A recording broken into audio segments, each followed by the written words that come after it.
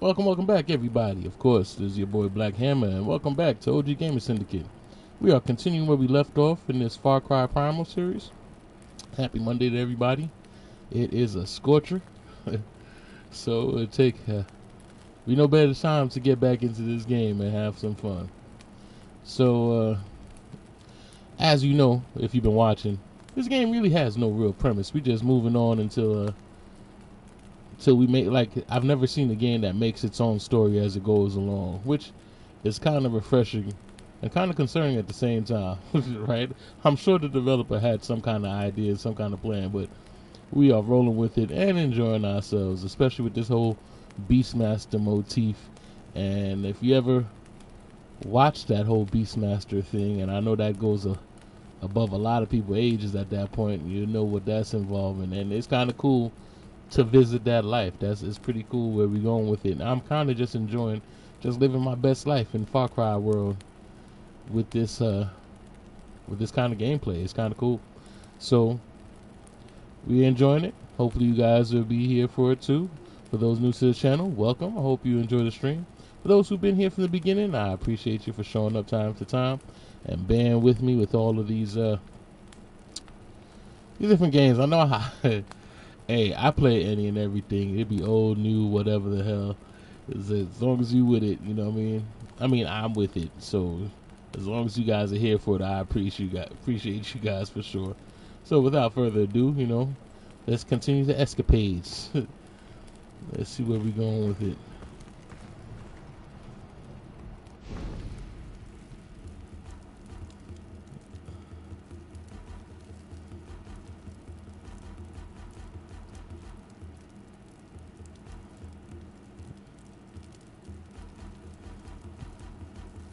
I think I'm stocked on just about everything. I don't know what I don't have at this point.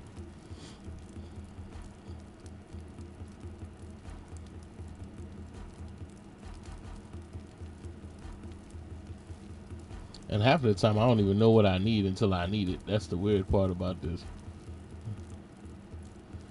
I said, you ever play a game where you just going through the motions? That's me in this game. Just going through the motions at this point.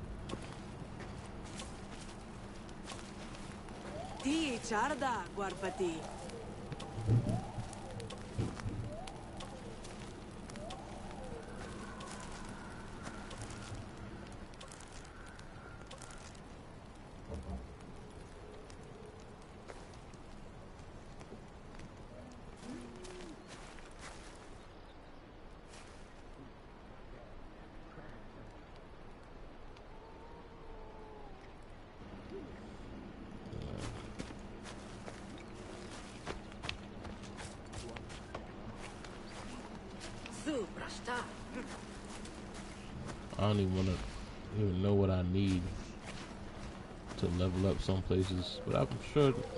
Well, they do tell me if I'm ready to do something. 5 stone.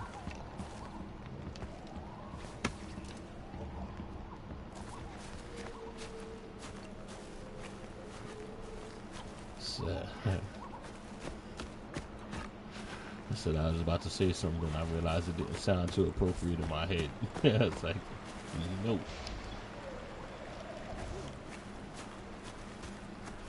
Alright, let's see where we at with it. What we got to do.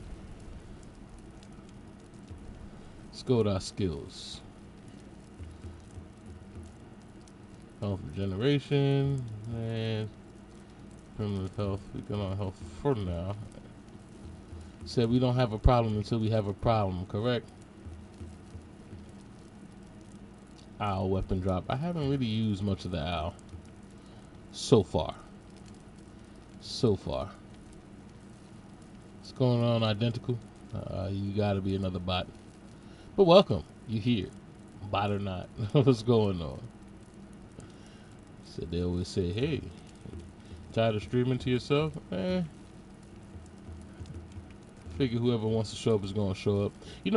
It's weird how this streaming thing worked to me. I figure, I think to myself all the time, what am I doing when I go and watch a streamer?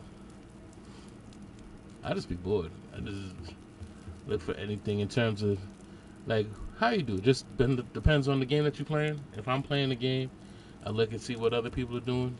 I don't think, and I don't think this algorithm really kind of pushes it. That's just me. I'm still new to it. I don't know what's the method or the rhyme or the reason to this whole situation. But we got Mammoth Rider. I'm gonna take that for sure. Beast Rider. Okay, take that too. So now we got a ride, y'all. Shard takedown. Yeah. I definitely think working my skills is definitely going to benefit me.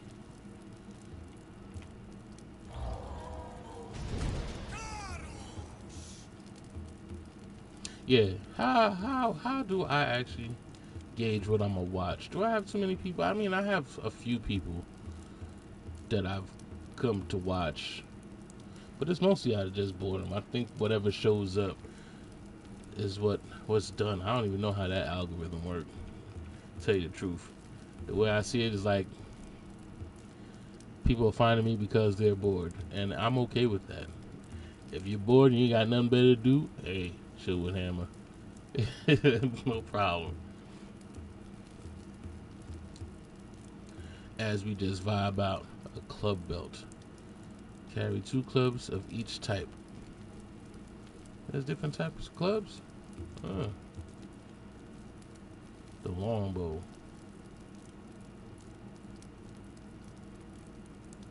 Oh, is this like one of those precision arrows?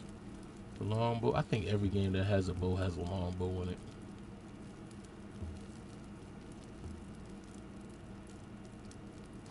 Oh, I need that. The winter clothing. That cold area. I definitely need that. 2-handed club.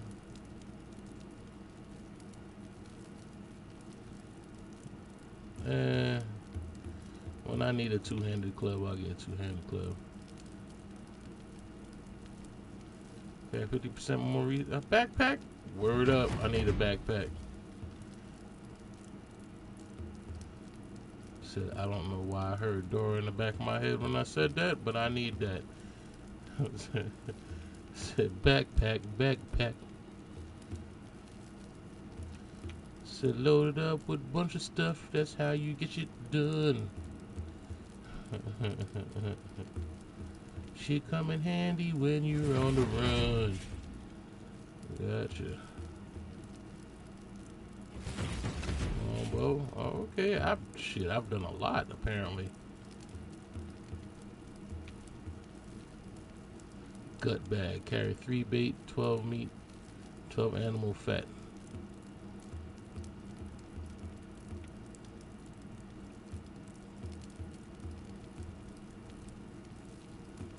Clubs, sometime-ish.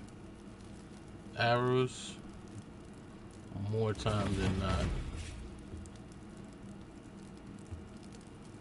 Oh, shit.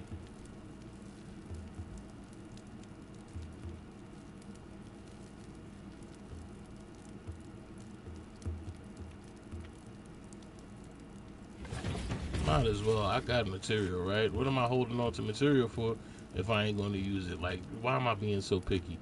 Craft everything you can. Right? That's how I feel about it.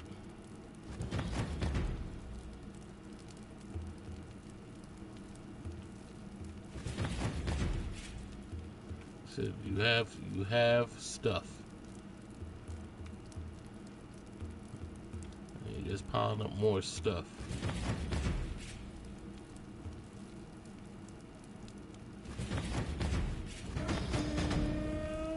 Right?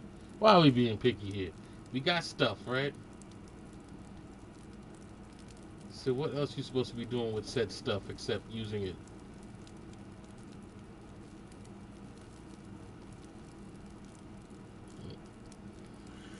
Alright, so now we're leveled up to the next level, huh? Nice.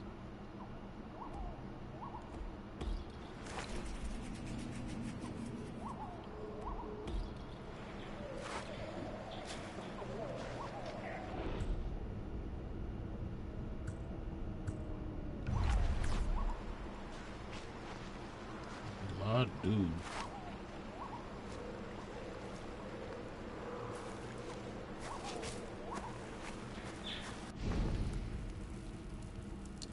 We'll see how that works out in the world. So, where do I want to go now?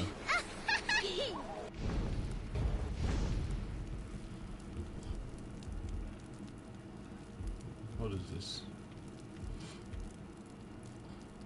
Find what spoiled the village water? Why not?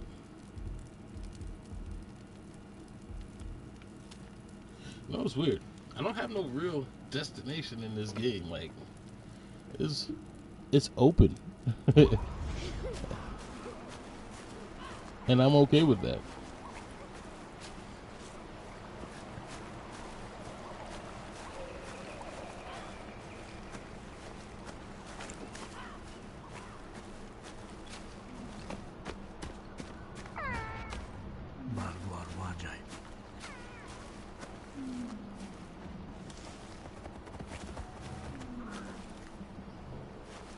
Oh, snap.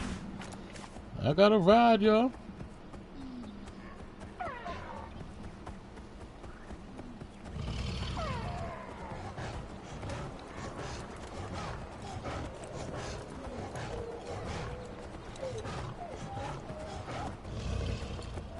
Okay. Can you tell I'm low-key hyped about that? Yeah. That's what's up.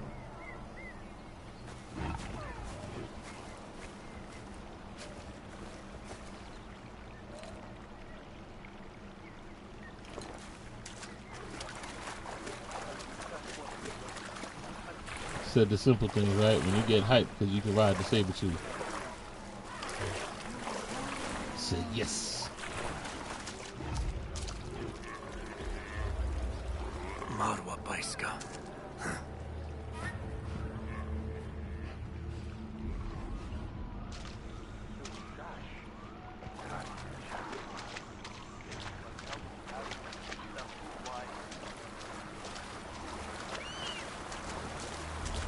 The turtles did it.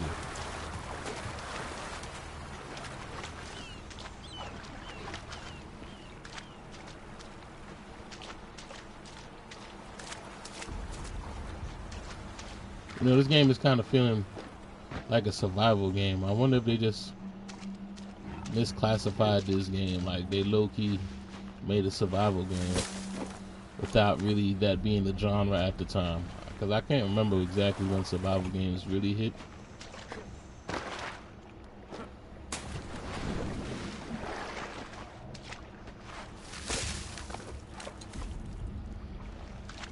Like, Ark is a survival game. Conan's a survival game.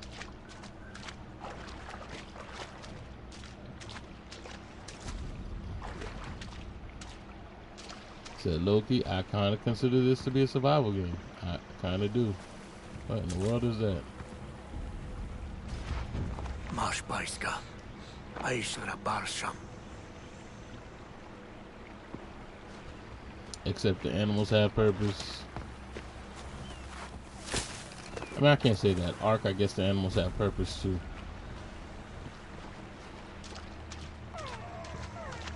But oddly enough, I never really got into Ark. Because Ark, if you think this game is trying to kill you, Ark has a vendetta, bro.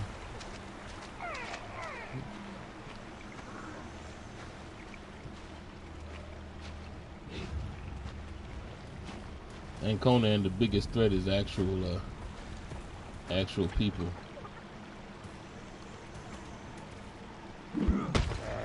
Damn it.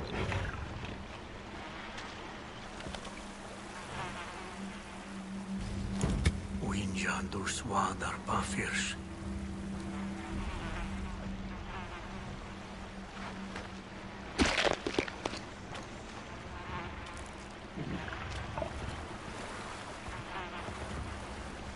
Yeah, the biggest problem in Conan is people.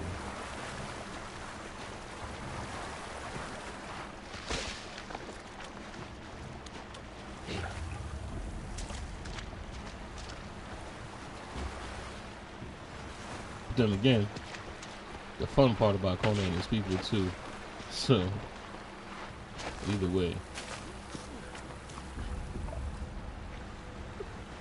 And I guess that's just the way it is with most multiplayer games. I mean, the gift and the curse is always people.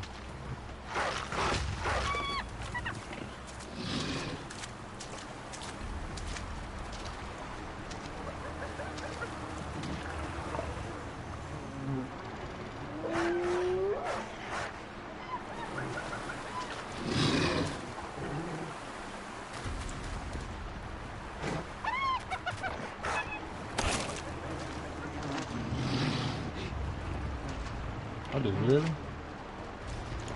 Swargati Chabalbal Arsquam.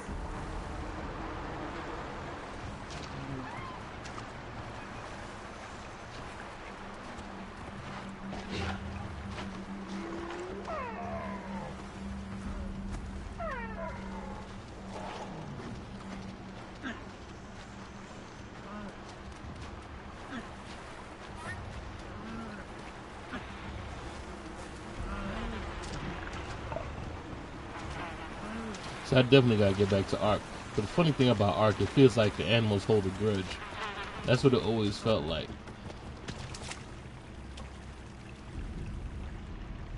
Like, I remember messing with a raptor, and it almost seemed like that raptor would not let me come back on that island. It was like, no matter what I did, they would not let me come back on there. So that's when the AI is pretty good. Winjai Wadar Susharu. Nachu Shaidausam. Get out the way, Jamie.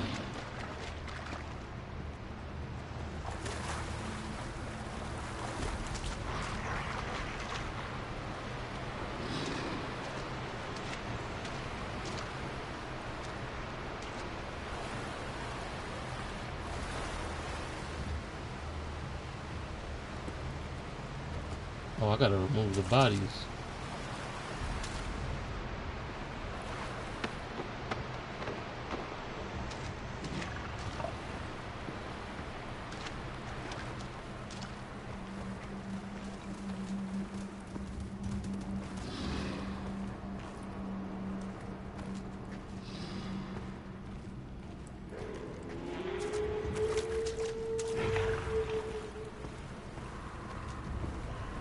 Remove them where?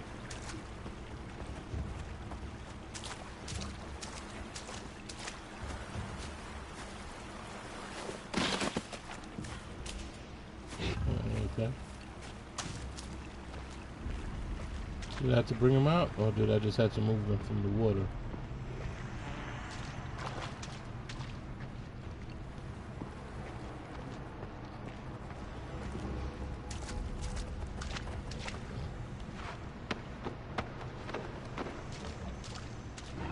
Yeah, might as well take them out, right? Might as well, respectfully. Might as well take them out.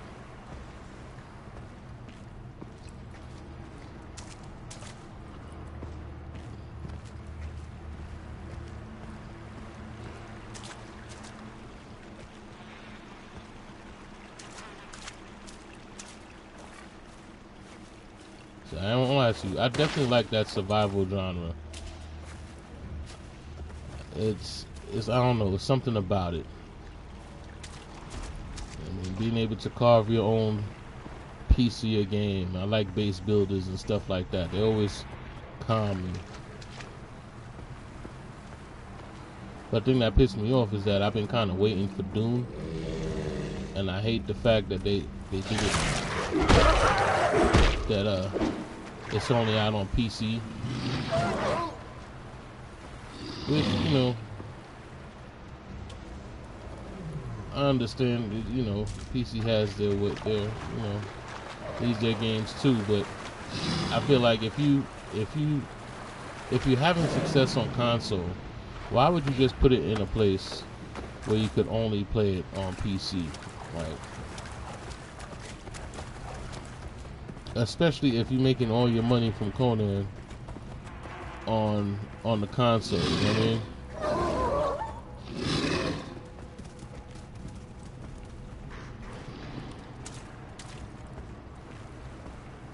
And that's why you don't see me really streaming Conan right now, because I kind of went on a strike from Conan. I was like, you know what? No more Conan. I'm waiting for Doom. And then Doom just went on PC and killed it. Same thing happened with The Forest. I hate the fact that The Forest is just on PC. Well, Son of the Forest. And, you know, after playing The Forest, I definitely was hyped for Son of the Forest because I played it late. I think a lot of people played it late. Alright? But once I played it, I liked it. But they only put it on PC, and that's over a year now. I haven't seen it for a console yet.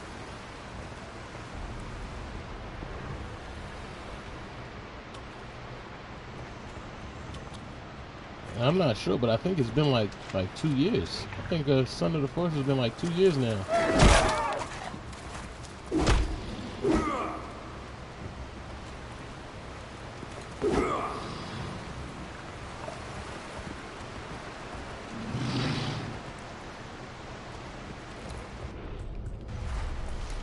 We're gonna have to go with the arrow.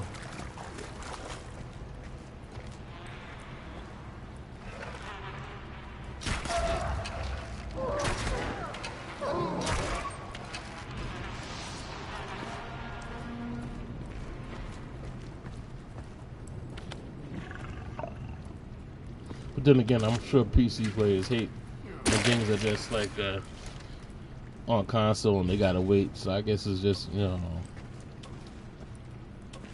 comes with the game. You know what I mean?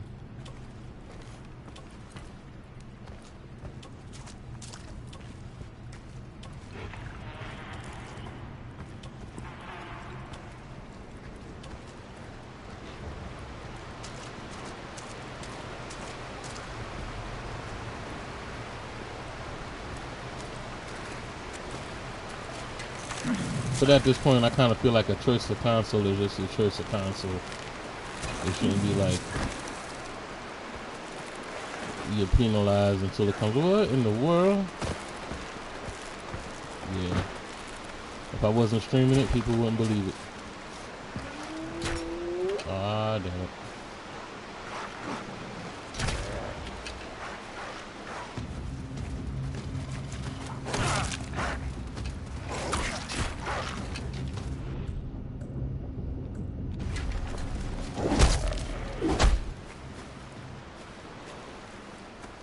Yeah, y'all thought because I didn't have my saber tooth, y'all was gonna catch me slipping, huh?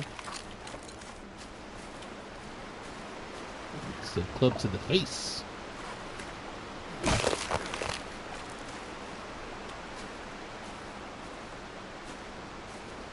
Yeah, I envy those who are playing Doom right now. But then again,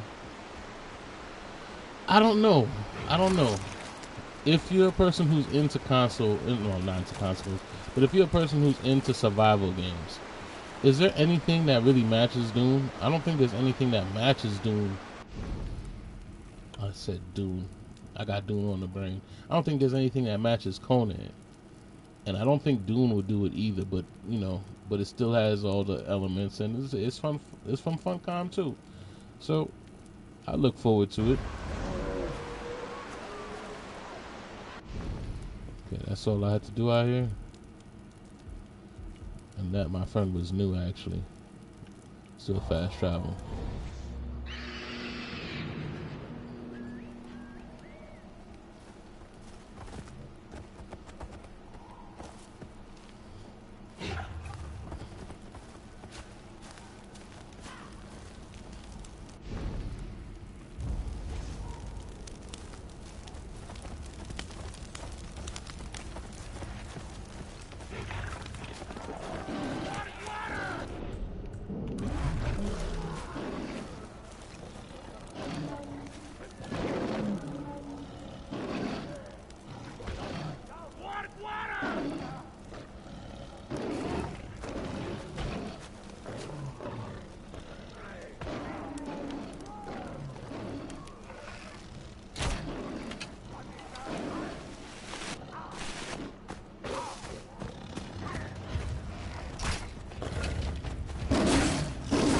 Oh my goodness.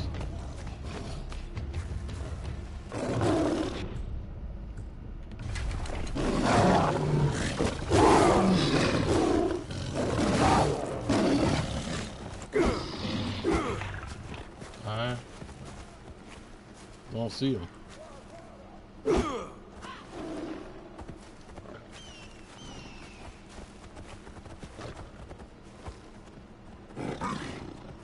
Do I have a white tiger? I do have a white tiger, don't I? Oh no, I have a cave lion.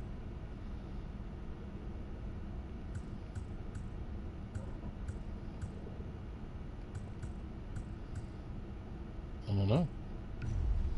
Do I have one of them?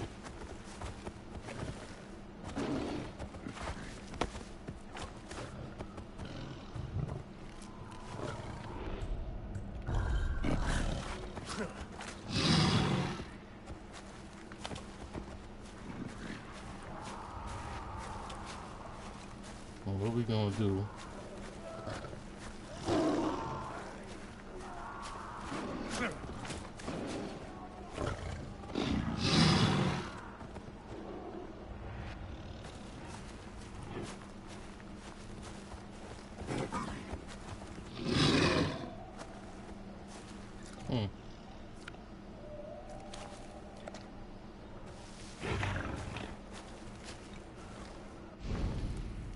I just see how easy it is to get lost in the sauce.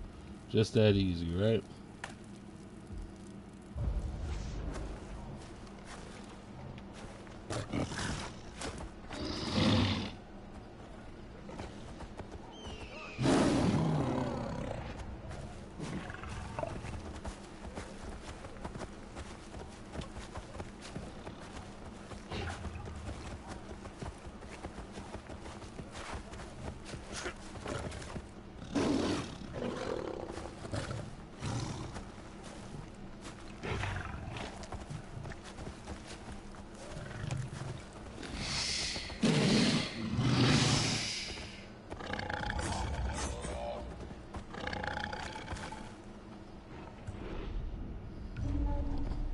Yeah, it is just another cave lion.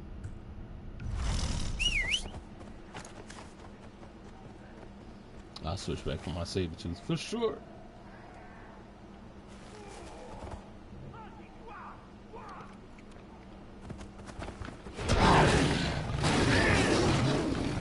Dude, I don't know what you were doing sneaking up on me, but that definitely was a wrong move.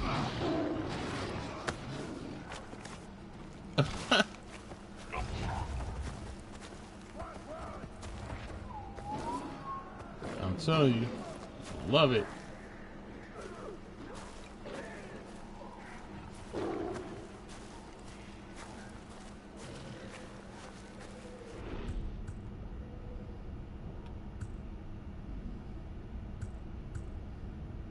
It's a trap?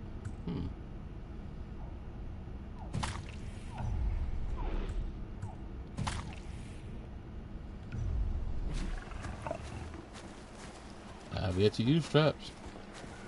Hai guarda una schmaga. What in the world is that?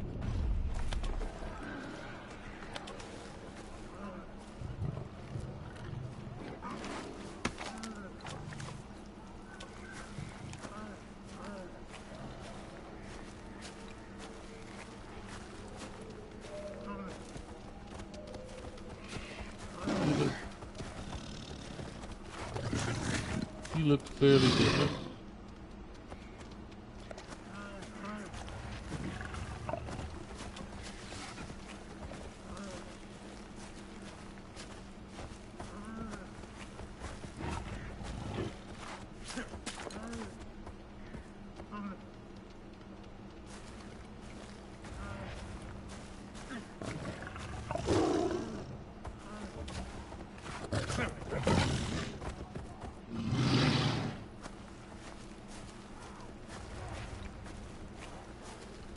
Am I doing all this for another cave lion?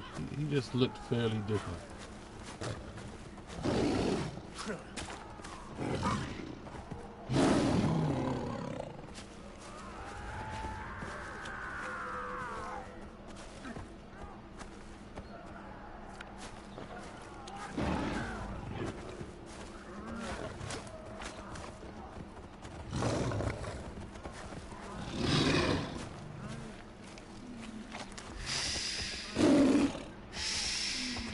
does look a little different.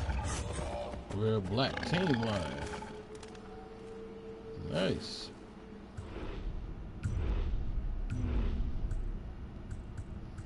Stepping it up, huh? But he is still not better than my saber-tooth. But we got him. So we Pokemon in the hell of this shit.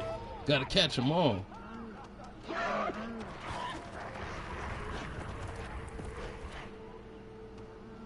Alright, what were we doing? We're doing that.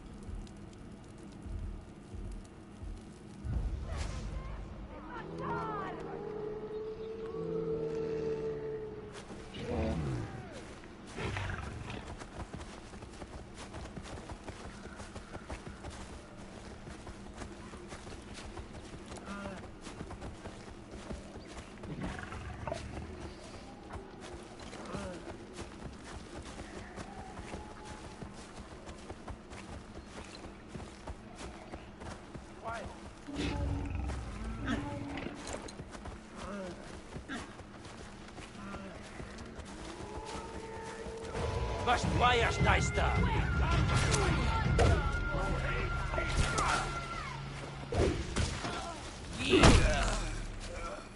Damn it.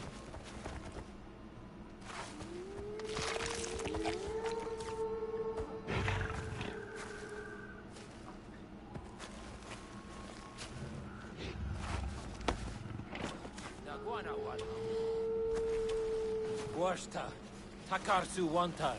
So we got a clay pot. What is that for?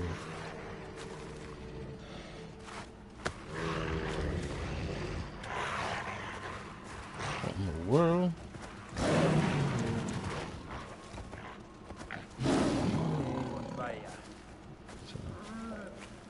My dude scared off the pack of wolves. That's what I'm talking about. That is what I'm talking about.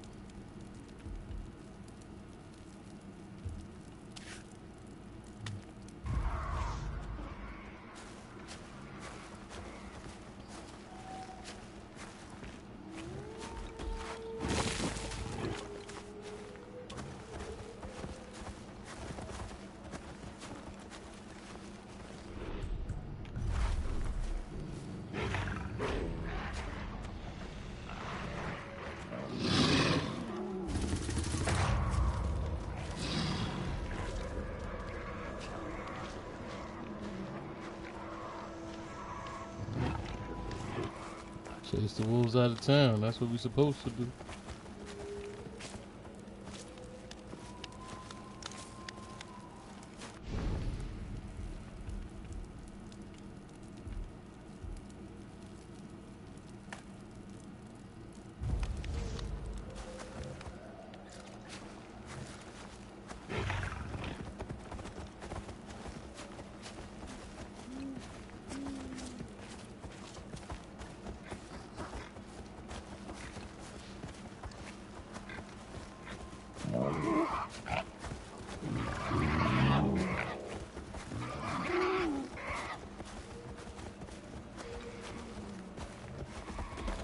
No, I think I prefer the spear in this game. I think I do. I think the club, you gotta get too close. Arrows are always arrows. In this case, I think the spear is the middleman.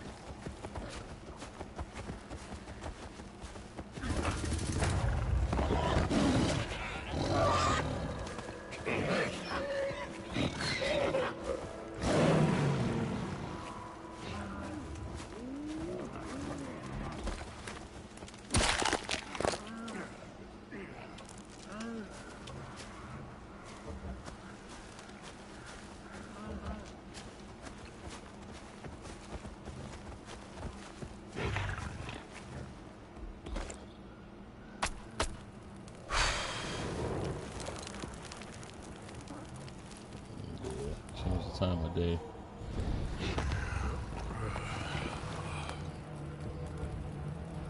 I feel safe. I could go anywhere with my saber tooth. What?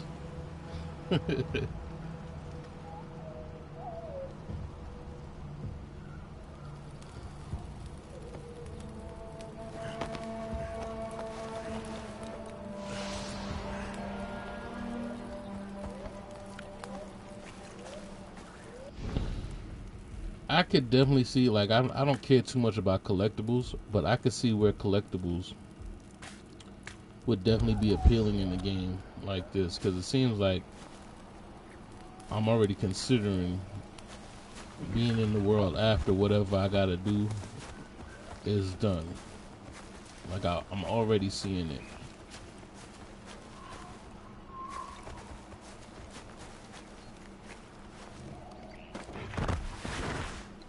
And I get to ride the animals. I mean, come on. What more can you ask for?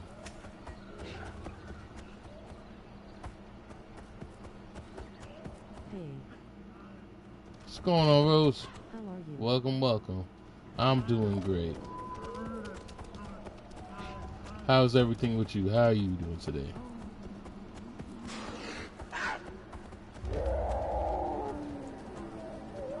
Okay, we're here. Glad to hear. I am pretty well. Awesome, awesome. So welcome to the stream. How's your game going? It's going well. I'm enjoying it. I cannot complain.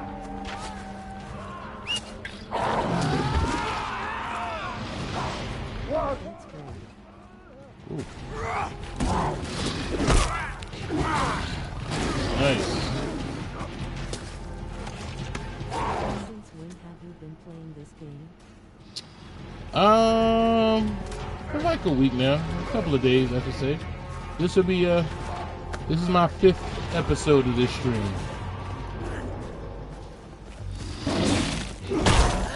So for a little while now. Nice. Said if you're worried about how much you missed, you ain't missed much. Not at all. Oh, wow. Can you tell me about this game? Well, so I'm not sure how well you know the Far Cry franchise. It's not usually this far back in time. It's usually more relevant. But roughly, this is like, I don't know if you've seen the movie Beastmaster. It's like you're basically a man trying to bring your tribe back together from extinction and trying to survive in a world with a bunch of animals where everything is trying to kill you. And you're just trying to build everything back up as everybody kind of worships you as the person who is able to talk to animals, roughly, able to tame them and control them. For the most part, all we doing here is just trying to get the clan together, trying to bring us back, and capture as many different animals as we possibly can while taking out rival tribes. More than that? No, not really. Pretty much. This is one game I was just talking about earlier. It doesn't really have a story separate. Like, you're building the story as you go along, because you're roughly a person who's been separated from your tribe. As a matter of fact, the people in your tribe got killed by a saber-tooth. And you're finding like remnants and scraps of leftover tribes people. Matter of fact, everybody else thought your tribe was destroyed too, so you kind of bring everybody together. It's one of those stories, which is not as put together as they usually do. They don't usually do it like that. Usually it's a whole nice little basic story. Like Far Cry 3 was about some kids taking a vacation, and it turns bad when you come up onto this like drug dealers, and like they get held for ransom and stuff like that. This ain't that game. This is more survival than anything else. But it is cool for what it is. For what it is, I could say I'm definitely enjoying it. For it to be something as open as it is, I'm definitely enjoying it.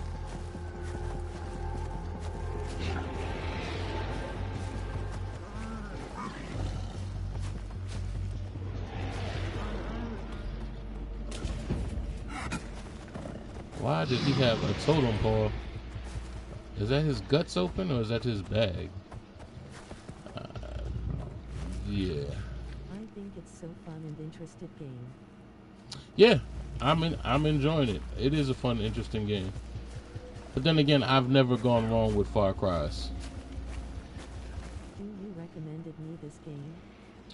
Far Cry, yeah. If you have any interest in what you've seen so far, yes, it's definitely worth playing.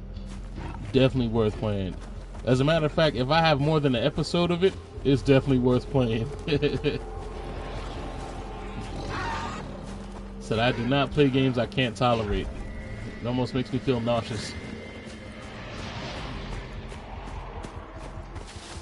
Yeah, I definitely try it. It's a lot of fun to be had.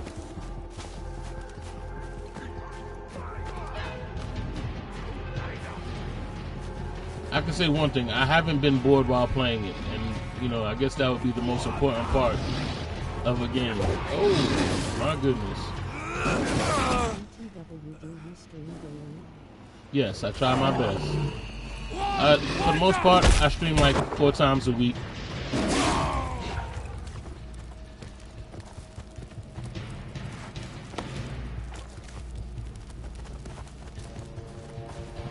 Five if the mood takes me. It depends on the game. I ain't gonna lie. There's some games that I definitely stream every single day, and then others, you know, I try to space it out. I try to make time for everything. But yeah, I stream most of the week.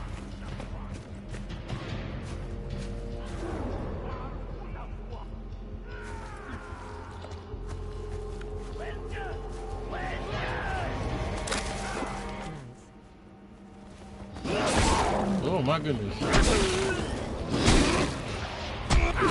Hey, I love this Sabertooth. Sabertooth put in work. Streaming is your profession or hobby? For the moment, it's my hobby, but I'm definitely trying to make it professional. I think that's the big trouble that I'm having right now, because I'm trying to figure out what will work, you know. So I wouldn't even put it to say profession, but I would love for it to be. I ain't gonna lie, I'm very passionate about games. I've always been passionate about games, though. I mean, I've been playing games for a long time. I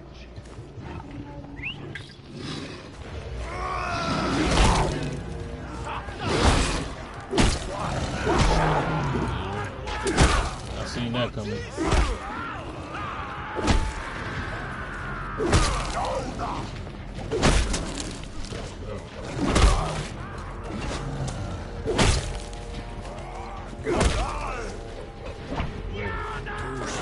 He took a lot. I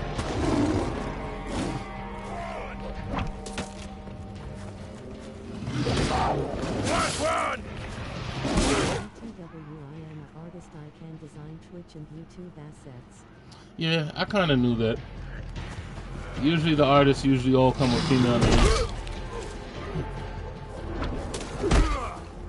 I kind of knew that. Would you like to see my art? No, I'm good. Like I tell everybody else. I'm okay with it.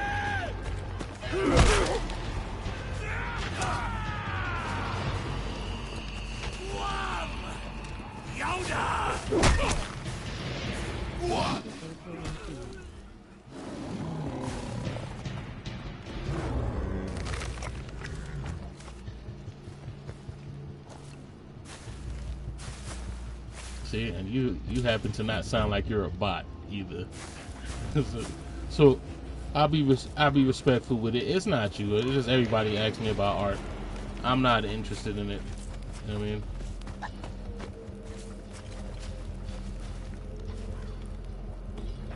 Said, but good luck with it. I mean,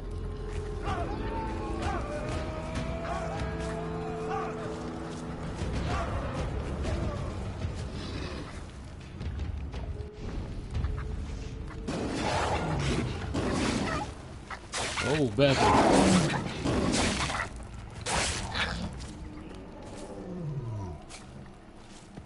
Knee.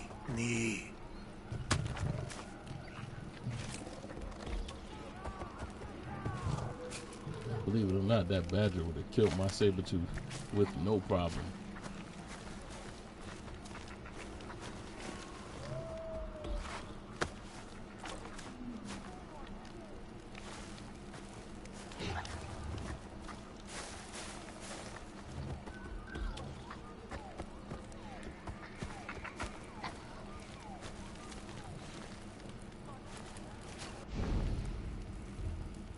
So we got our daily art streamer.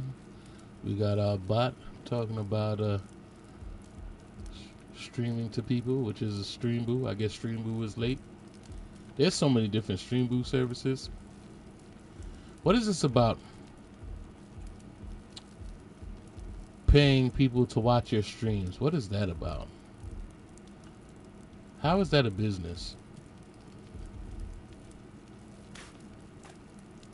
It reminds me of movies where they usually have like, I mean, and respectfully, it's usually always like some Asian person with like 100 phones watching a channel, watching somebody's station. Is that what that is?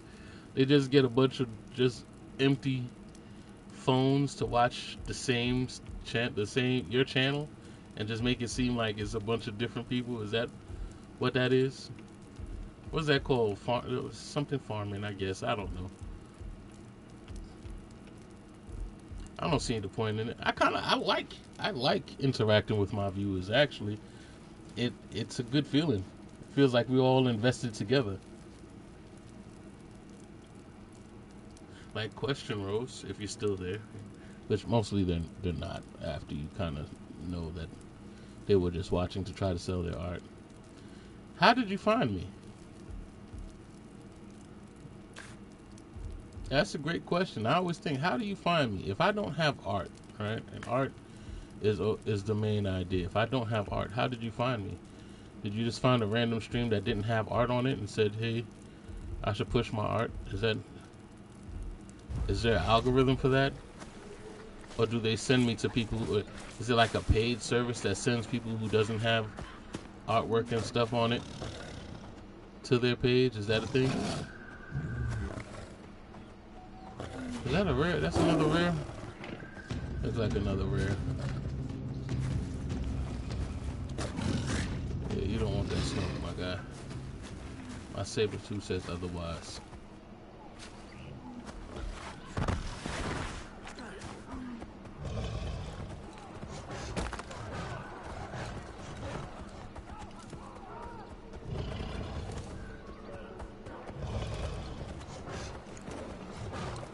But the question is valid. I definitely would recommend this game to anybody who hasn't played it. I definitely would.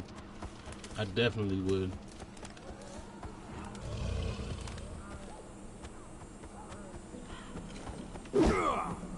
Oh, I could attack while I'm on it. Gotcha.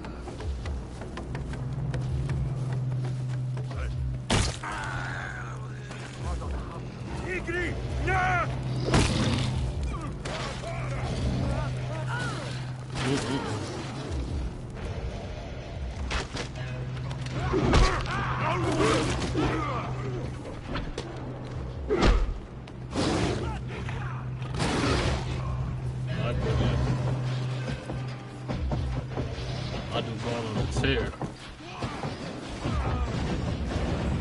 Yep, and just like that. Just like that, my saber tooth took this whole camp out.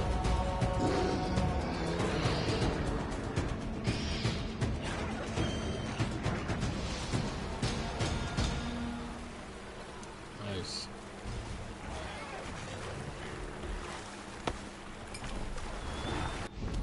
Was that it? That was it. Nice.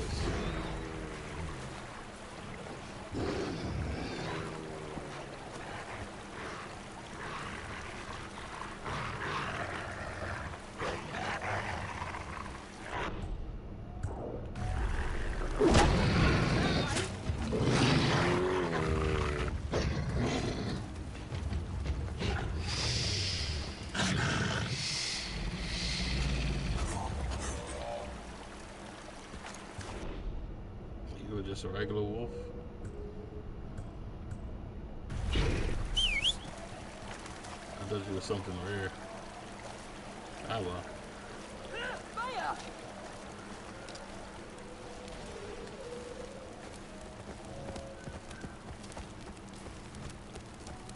What in the world am I doing?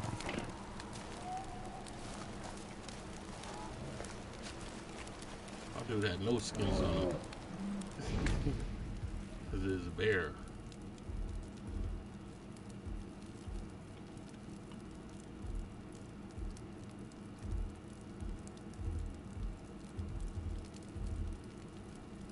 Should we go south? South looks like a whole journey.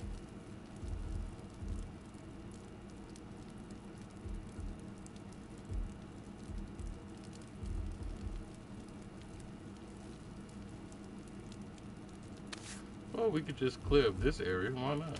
You know what I mean? No rhyme, no reason. Just do it. Let's go. Since we're just enjoying ourselves and having a good time, we're just gonna vibe out.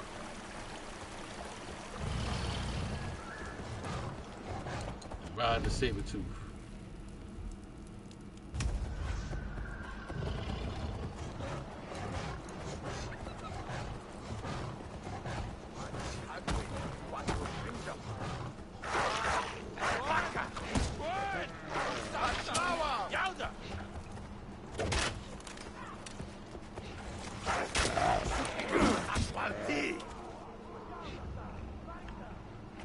That's my people. Said they almost got saber-toothed.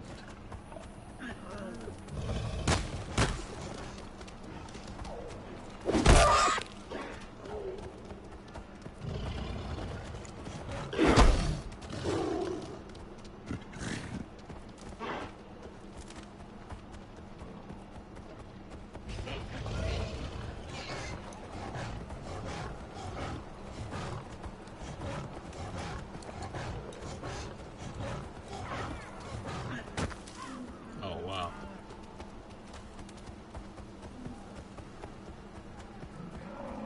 It would be nice if you jumped on it,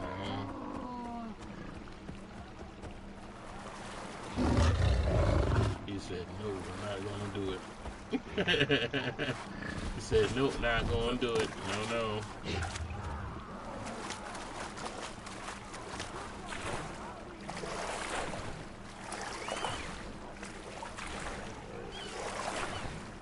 So respectfully, he'll find his own way across.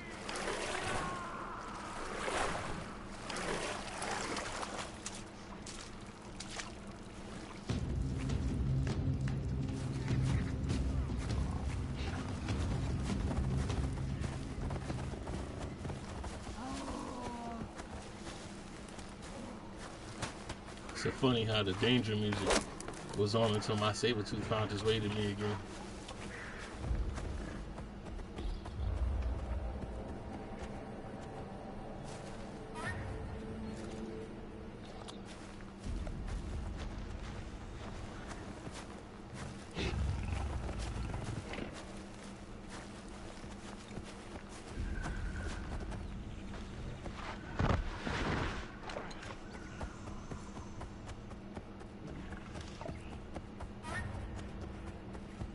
There's boars? For real?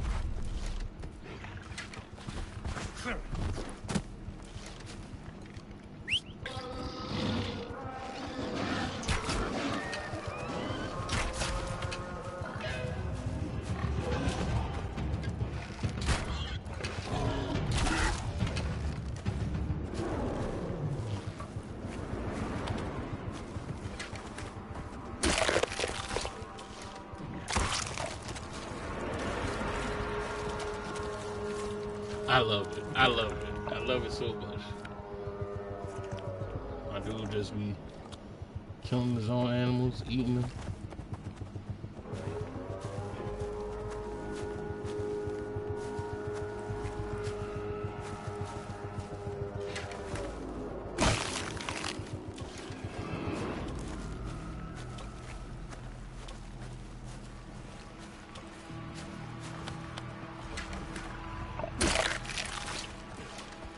I love the little details. So many different like producers. Oh, they always miss the little details. I love it. I feel like every little bit helps.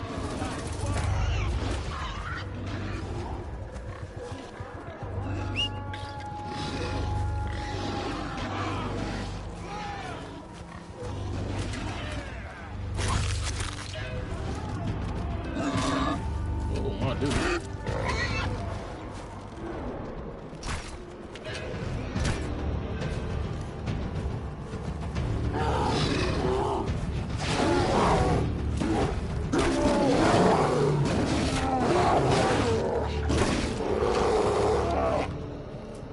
Said the bear wanted all smoke.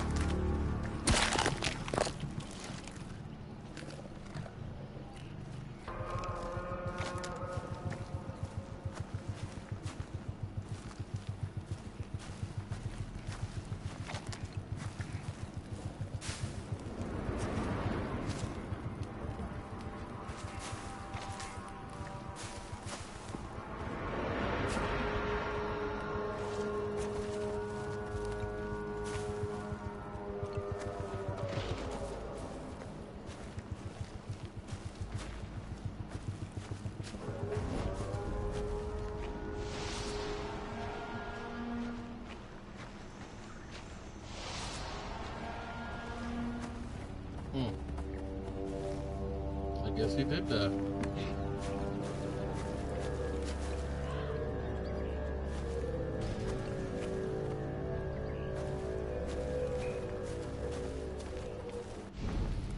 Okay.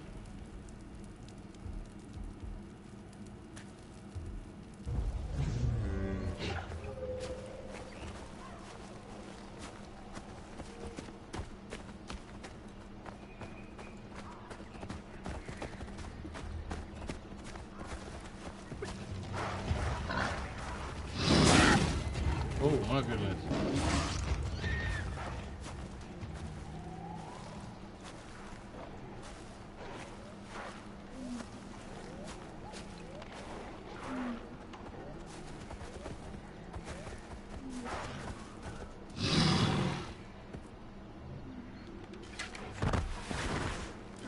Said, don't you ever leave me again.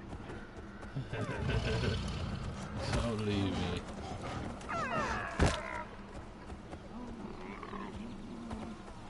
Did I just fall off a cliff? I just fell off a cliff.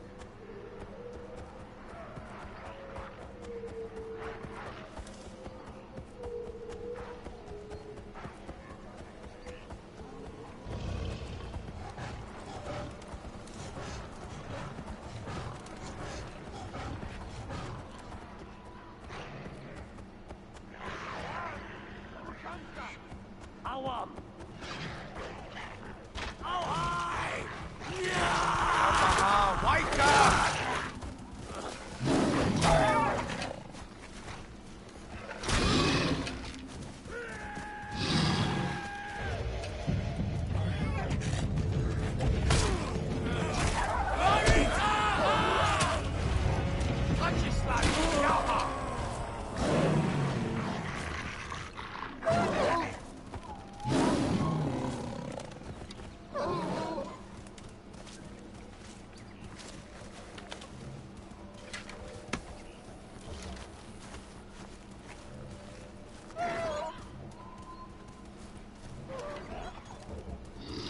Take fish. Nice. There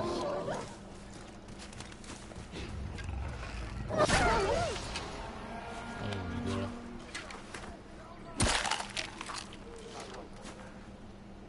It's funny how they consider those events. That is not that is not what the typical event is. It's just signs of an older game. That's what they consider an event. That is not an event. That is a side mission.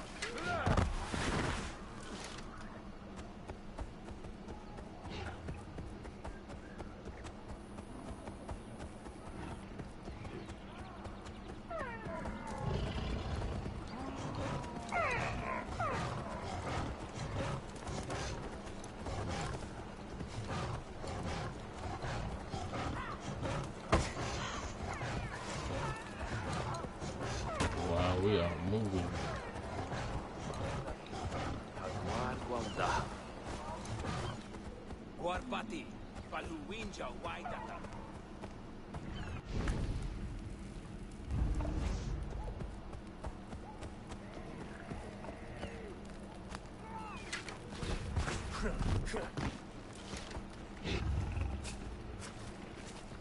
All the way on the other side of the water. Y'all want this smoke? Got him.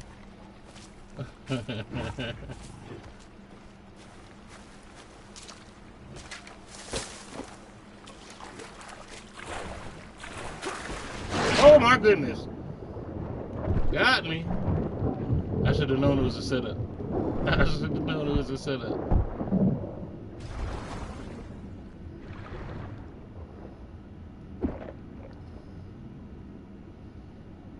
Oh, wow. Hilarious.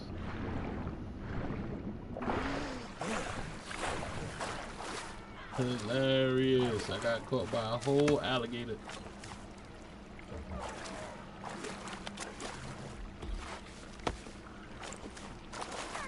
Said that didn't show up on the list.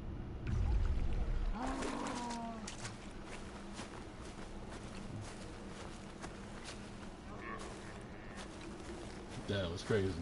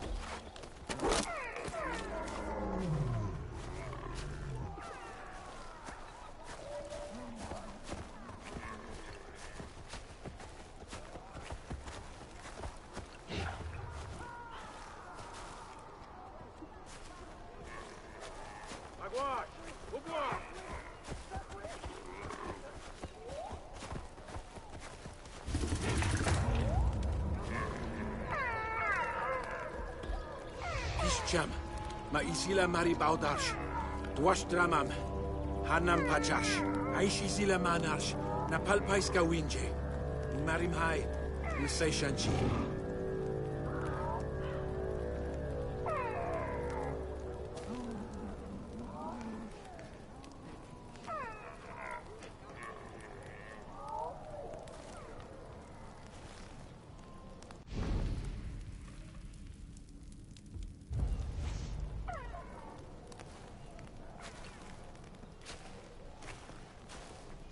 Ninja, cha, cha.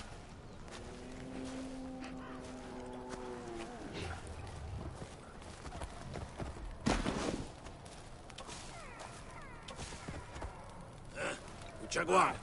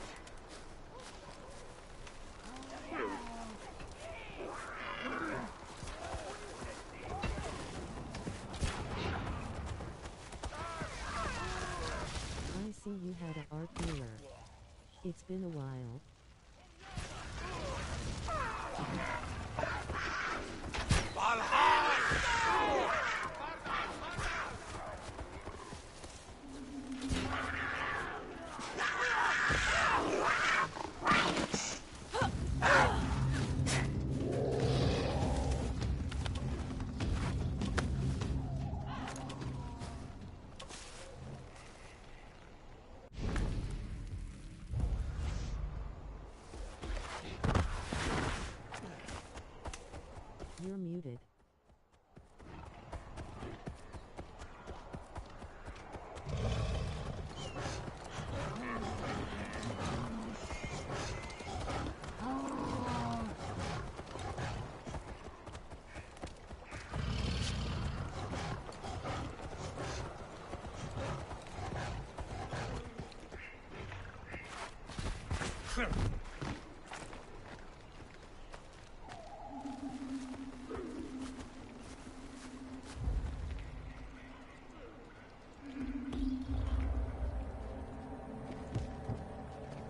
Chuantapada Shanti.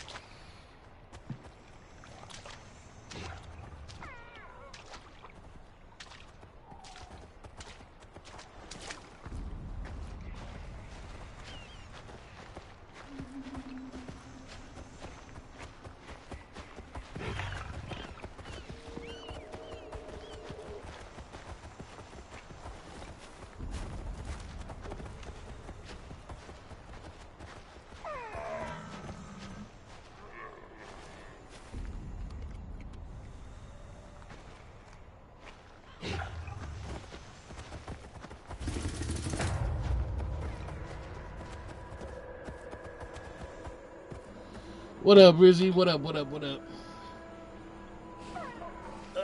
Sorry about that.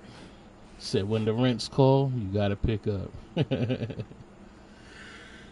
That's the one thing I don't play with. Stream or no stream. When the rents call, gotta pick up. What's going on? Yes, we did have an art dealer. How's it going? It's going great. I can't complain. Back for more of this. You see what we doing. I swear this is like a weird game. Second to figure out you was talking to someone. Yeah, I'm sure everybody see my mouth moving. Yeah, from time to time I got to do that. It doesn't stop me from playing. It doesn't stop the game from going. So I always feel it's not a big old problem. But yeah, what's going on? Once I seen you was like the art dealer is there. Yep. I was thinking to myself too. I was like, damn, if Rizzy was here, it would have went a little different. Art dealer was interested until I gave them a no. It's like, by the way, I sell art. Yeah, I figured that. You know, most art dealers are always women. I wonder if it's the opposite for female streamers. Like, do they send male art dealers to female streamers? Is it like a thing?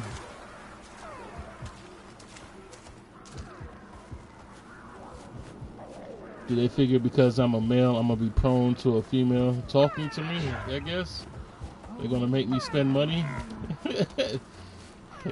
because the female. Like, oh, if we come up as a female, maybe you'll spend money on art. Question. I mean, I figure it can't just be by coincidence. Or maybe it is. Who knows?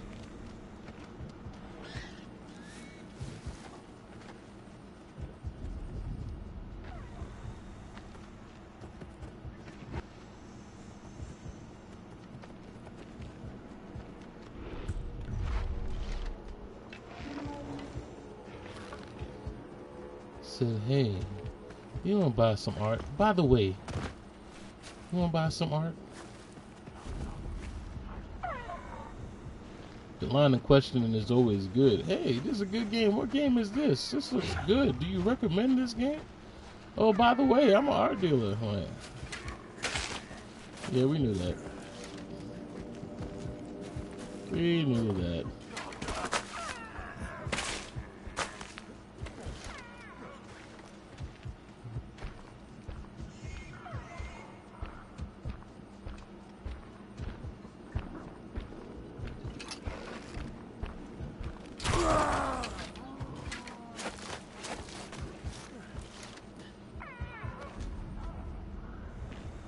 Oh, now something shows up, huh?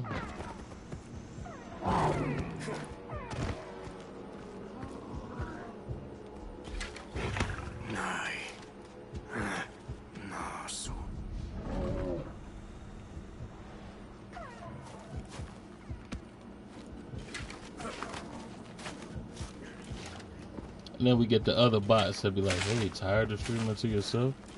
Well, let's do it for you. If you pay a set amount of money, we'll let people know you're streaming. Said we will share your stream. Which I always thought was weird, because I figure if you're a person who's a fan for real, and you see a person who you like, you're gonna share with other people, right? That would be it, right? But no, everything is a business. We're gonna like your stream, and we're gonna keep it to ourselves. Like gatekeeping streamers, is that a thing? Oh, my God. Oh, there you go. Like, I like a streamer so much that I ain't gonna tell nobody about it.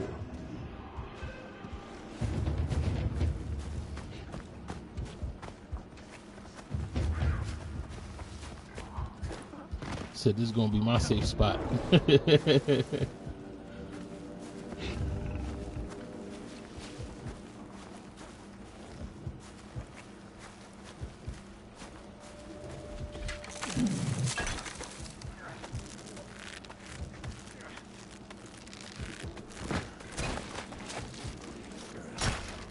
Imagine a man argue, hey girl, you wanna buy some art?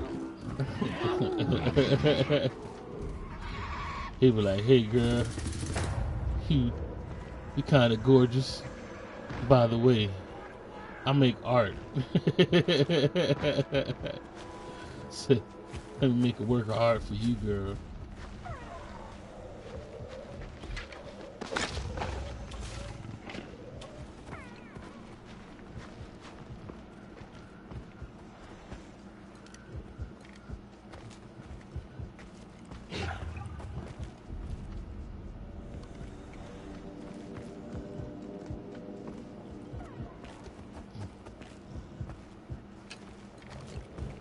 Said, by the way, I make art.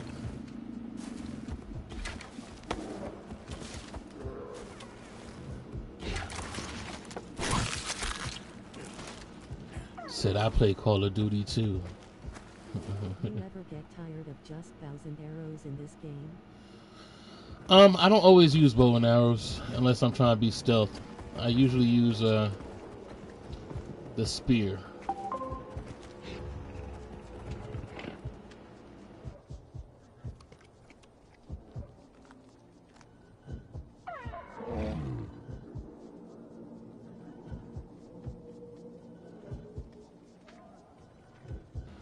Said I don't particularly. I use the spear more than the arrows. I only use arrows if I'm trying to be stealthy.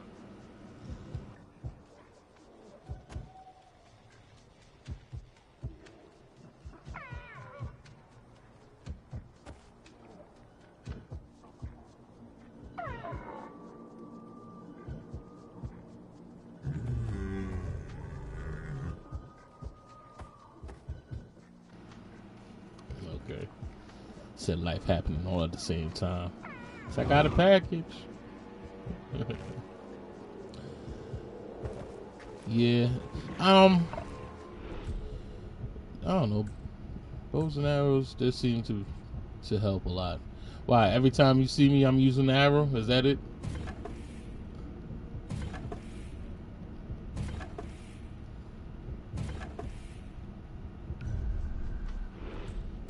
I'll change it up. Because I do like using the spare. Yay. I figured. Say it's okay. It's okay to say switch it up. you one of a few that can say to switch it up, Rizzy. I know. What am I doing? Can I not do this until I finish the mission? Is that what that is?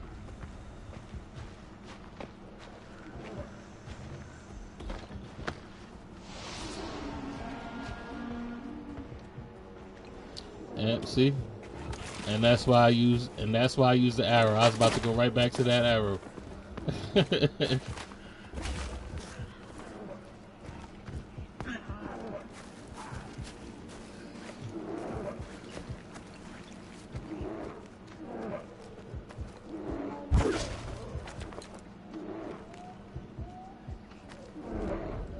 can use what you want. I just thought it was the only weapon. Nah. For you, Rizzy, I'ma change it up.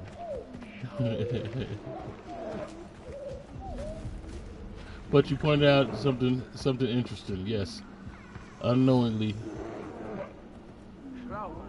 it is my go-to weapon.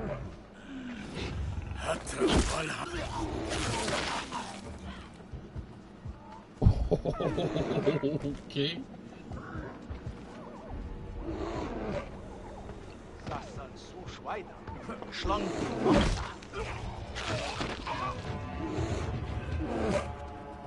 Hey.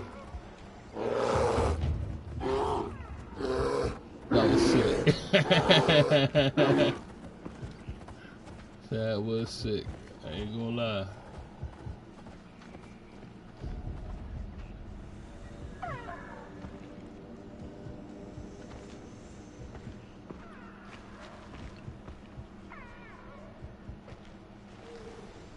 I'm sitting here, I was trying to figure out how to do that for the longest. Because usually you got to press a button to do a long range attack. Golly.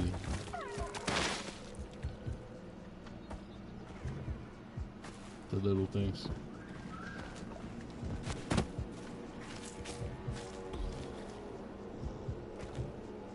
So,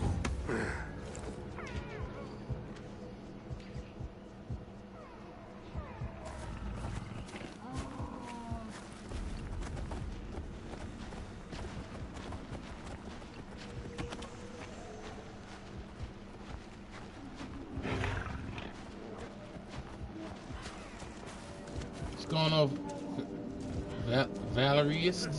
Valerieste? What's going on? Welcome. I'm doing great. And yourself? I hope I didn't butcher your name too much.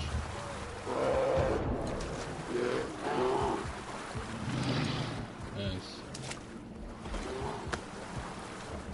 Said, I am doing great. Hope you enjoying your Monday.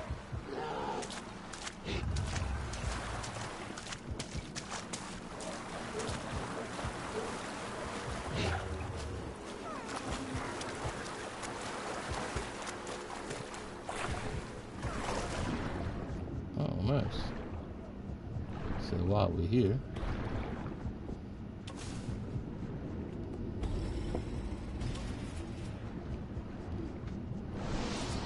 so this has to be the dirtiest water I've seen since I started this game. Where I'm from, we are from Philadelphia. I should say we are in Philadelphia. We're actually from New York. Said, welcome to the stream. Where are you from?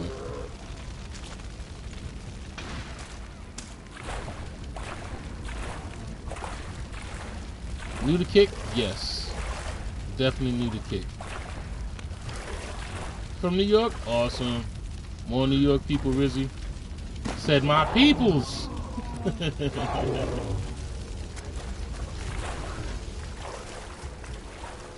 Do I stream daily? For the most part. I stream at least four days a week. At least 4. If I'm in the mood, more. But for the most part, 4 days, guaranteed. We everywhere. You know? As we should be. As we should be.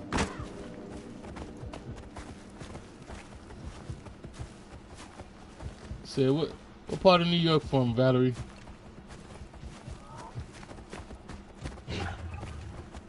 Am I streaming for fun or professional? Both, really, both. I stream for fun. I would love for it to go professional. That's if the art dealers don't try to break me first.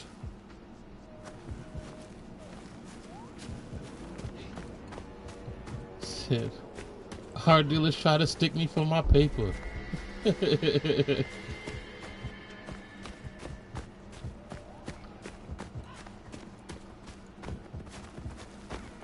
But for the most part, fun. Fun and professional should always be the one and the same, right? You can ask whatever you like, my friend. Said, shoot, that's how we get good conversations.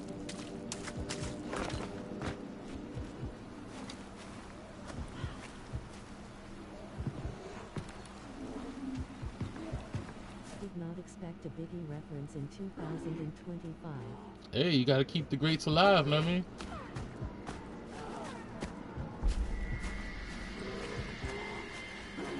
So gotta keep the greats alive. Forever and ever.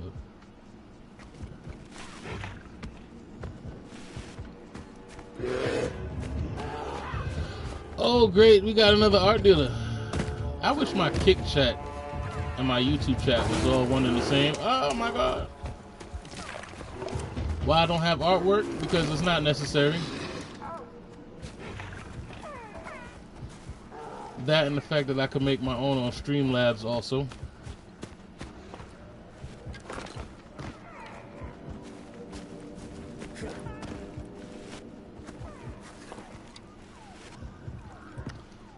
Said I never cared about the overlays and stuff so much. Yeah, you do custom logos and all that? I'm not surprised. Valerie. Oh, of course. It's a Valerie. That's how I'm getting art. You know what? Y'all giving me a complex. It's Valerie. You're selling me art. And that's why I wish the chats were together. Unless you show me. No, thank you. I'm okay. Mostly because I wouldn't want to waste your time. That's not what we're about here. We're about having a good time, not wasting it. I don't want to waste your time. Or anybody else's.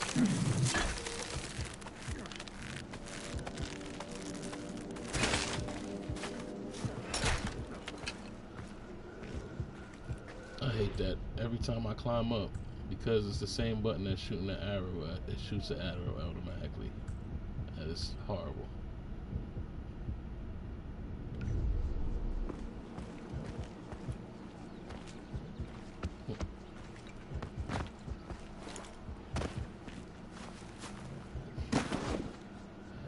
Said technically, Rizzy, I should have said, and another one. Got another art dealer.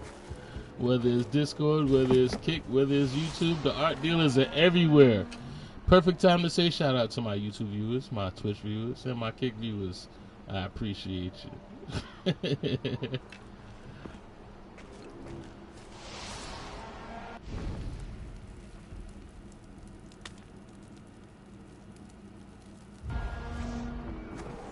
Let me guess, the predator they want me to kill is that bear.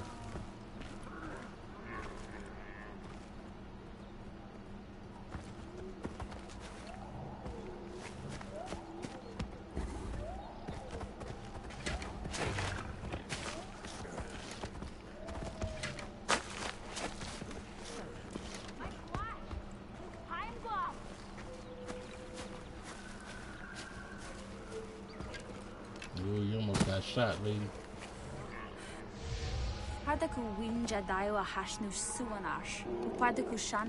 Jaguars? Is Jaguars you got me going for now? Do I have a Jaguar? I do have a Jaguar. Okay, you're lucky.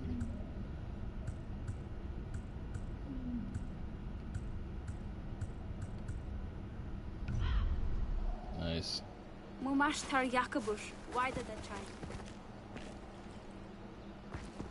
Guarpati su winja.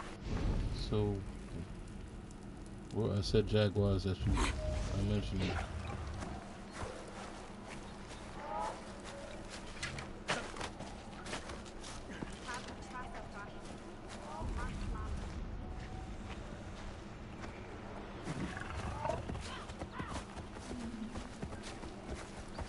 Oh, and I got a new trick, Rizzy.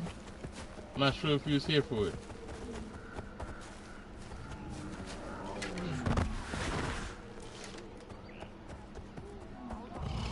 You got a ride now.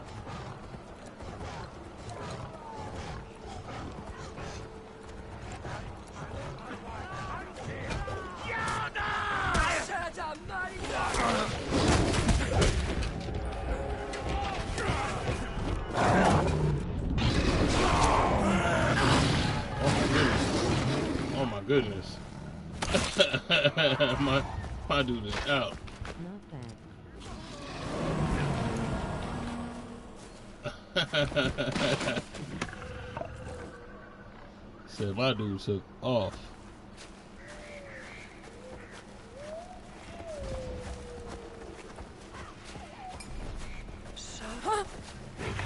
I'm telling you, this game never wants me to leave.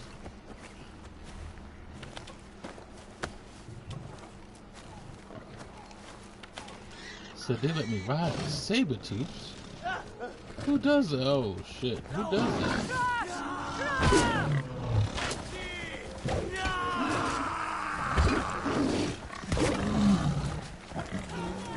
Wait, now without me getting my...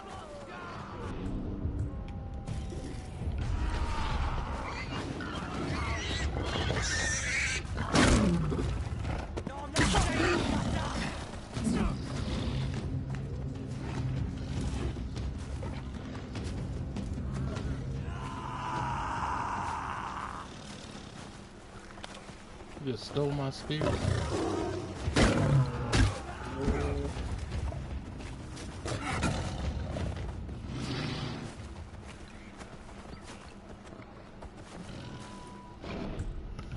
And that's why I go to arrows.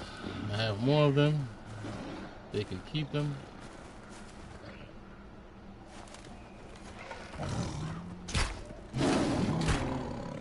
Guarpati, Numii Bal Damsha.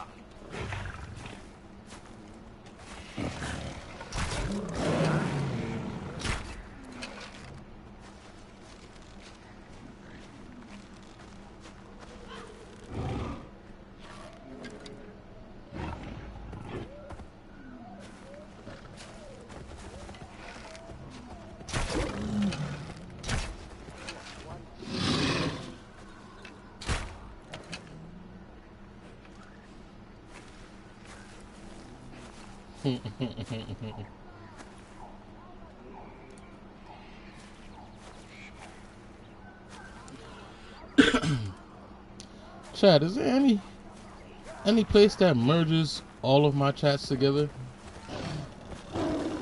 Any help with that would be appreciated.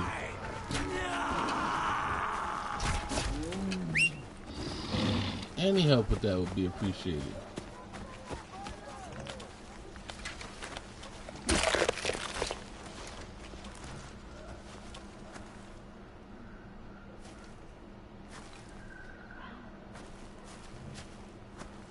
Because the one thing I always feel bad about is ever having any of my viewers feel left out. I want everybody to get a chance to chat. You know what I mean? Be a part of the party.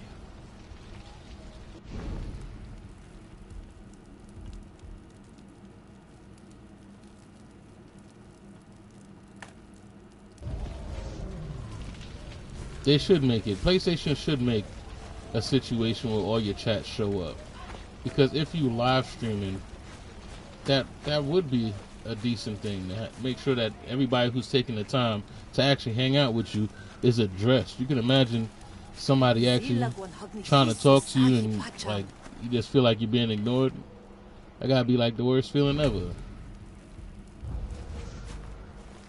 Like at first, I never caught the people on Kick who actually shout me out and all that stuff, and I always felt bad about it. You know what I mean? When I see like the time somebody said something to me and it'd be like 20 minutes ago and I missed it. I just feel funny about that. It might not be a real big deal, but I always feel funny like that because, you know what I mean? If I took the time, because I'm an introvert, if I actually take the time out and say, what's up to somebody, I'm going to want somebody to say something to me. You know what I mean? Just my thinking. So if you actually say something to me and I don't answer you, don't take it as rudeness. I probably didn't see it. You know what I mean?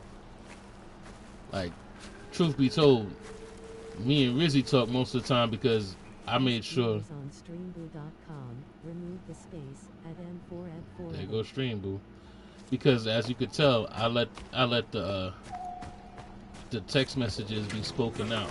I did that just so I don't miss anybody.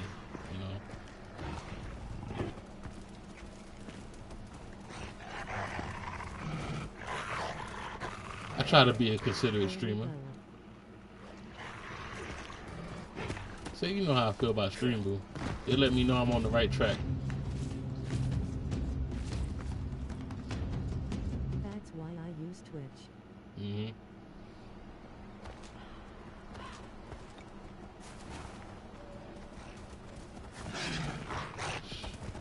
Sure, when it comes to streaming, you gotta use Twitch for everything. Twitch has made themselves important when it comes to streaming. Like, you can't stream to YouTube and it streams to everything else. You gotta use Twitch to stream to everything else. They made themselves important. Alright.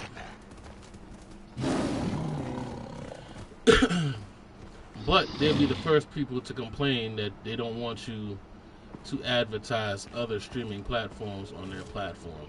Even though in order to do multi-streaming, you must go through them first. And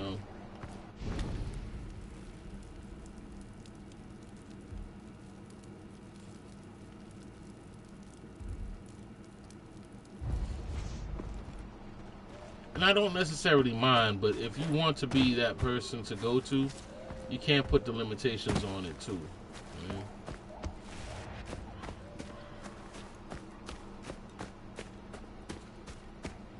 But then again, there's always somebody who wants to limit your exposure. It's one thing I see nowadays is that nobody really wants you to be big. You know what I mean? Without going through the right channels.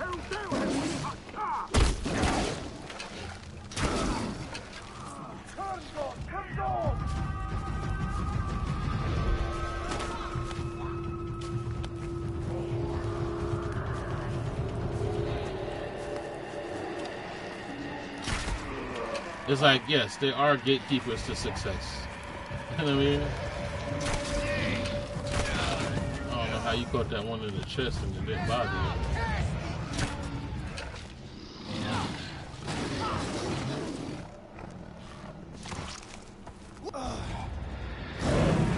It's like how they always say, why won't you just let me be great? They won't let me be great. Tushi. They don't want you to be great. That greatness comes with real hard work. Nee.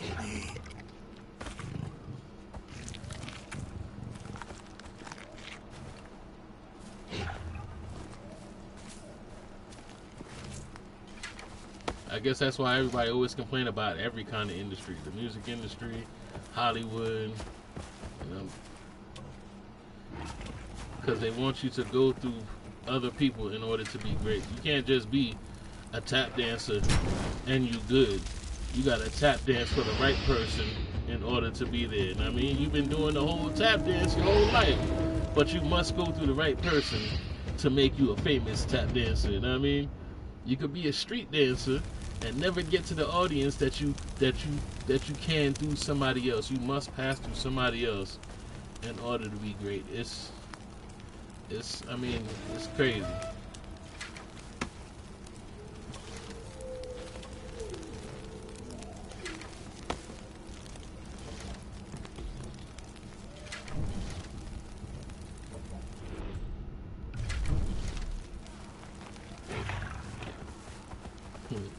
Says, so I tell you, Twitch and YouTube and Kick, just let me be great. Stop with the algorithms.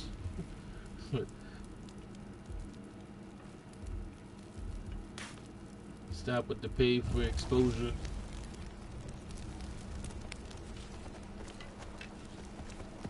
And that's why I envy this new generation with I think like Childish Gambino said that the phone is a tool for real. Anybody with a camera really could make it in the world. You know what I mean?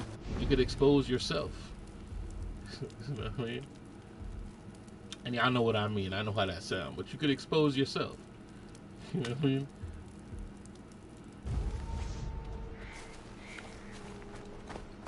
It's unfortunate that, you know, you find more support through strangers than actual friends and family. But, you know, when you think about it like that, who's your target audience? Your friends and family expect you to be great.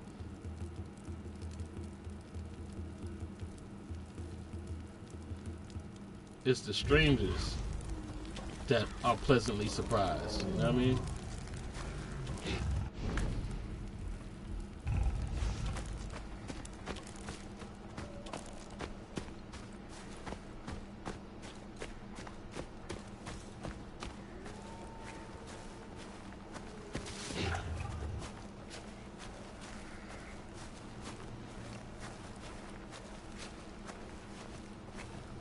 There we go.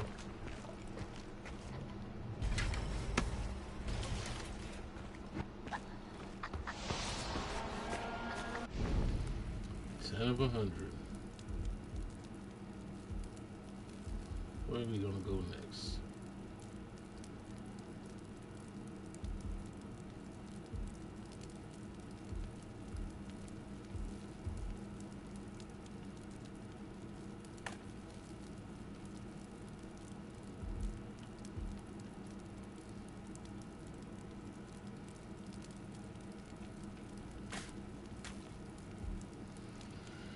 What we gonna do next? You know, I know why I like this game so much. It just caters to my exploration nature. That's why I said this is like Assassin's Creed, because Assassin's Creed is a lot of exploration. There's certain games that are just like that. Certain games aren't meant to just rage right through them. Certain games want you to really like dig deep, right? And Assassin's Creed has always been that one. They don't expect you to just rage through the game. They expect you to take your time, go through everything, and then start your story. Like, I remember before, like, the recent ones, they used to make where you could, like, literally explore everything. It wasn't hidden behind, like, progression. Like, you could literally go everywhere, do everything, and then get back to your missions. Thinking back, AC Shadows had too much exploration. Yeah. Well, because of where it has led to now. Like, a lot of people, all right, here's the thing. A lot of people don't like story anymore, right? A lot of people just want to get to the meat of everything. Like, we've had this discussion, the fast food generation. Certain games are just made for chilling, right? Hence why I always mention Conan and stuff like that. Conan is meant for chilling. Aside from the PvP part where, you know, of course you fight other people and all that stuff, but is meant to do things in the timing. Assassin's Creed was one of those things where you're just supposed to enjoy assassinating and seeing the world and picking up stuff, the exploration part of it. They really wanted you to enjoy the world of it all. I feel like Ark is like that, but I have not been able to really dive into Ark as much as I would like to. But survival games in general. And the thing about Shadows is that I feel like Shadows is doing too much too late. Like, I don't think Assassin's Creed should have DLCs. I don't think any game that's like that should have DLCs. especially after you beat the game. That's just me. I feel like put everything in the world that you want it to be, and then let it live off of that. Then move on after that. But and Shadows was a relatively small game. I'll tell you that. Shadows is relatively small. Oh yeah, I forgot. When you're like pretty new to it. Have you played Syndicate yet? Syndicate was fairly decent. Syndicate was where I started to get worried about the size of the map. That's when I started to get worried. Right? And I knew there was no turning back after that. Just because I knew, like, at that point they were catering to, like, my wanderlust. Because I love exploring the world. I love that shit. Not yet. Syndicate is fun. And you should now, because I think they upgraded it to 60 frames per second now. So that'd be a good one. I love that whole Syndicate reminded me of Gangs of New York. That's what it reminded me of. Like, you were taking over territories, you would build your gang and stuff like that in Assassin's Creed. I thought that was awesome. Right? Like, you're playing as twins. So the girl, she was the assassin for the most part, and the boy, he was a street thug. I like Syndicate. Syndicate was fun. Right? Syndicate was definitely fun. That was an experience. I forgot I gotta ride now. I gotta take my time. But Syndicate was definitely fun. 3 was way more linear than that. And of course, Black Flag is the GOAT. Hands down, the GOAT of all Assassin's Creed. The GOAT.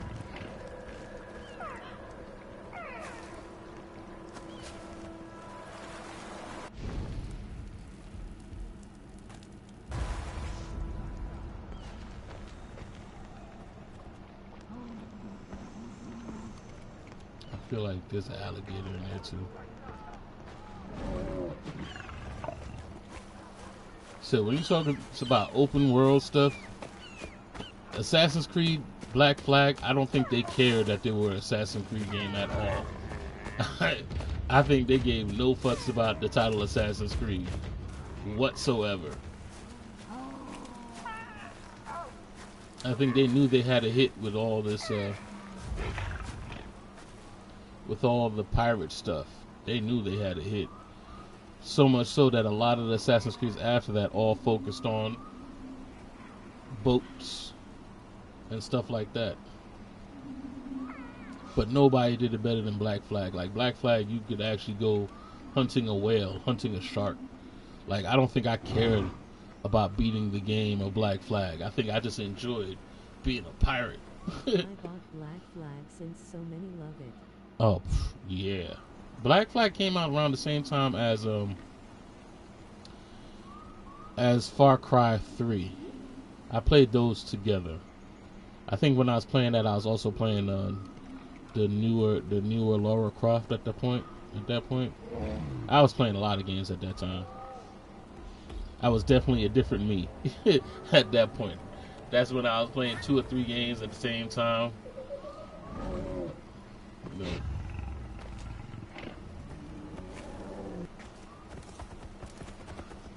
It's like I was definitely a different person when that time came out. But that Black Flag,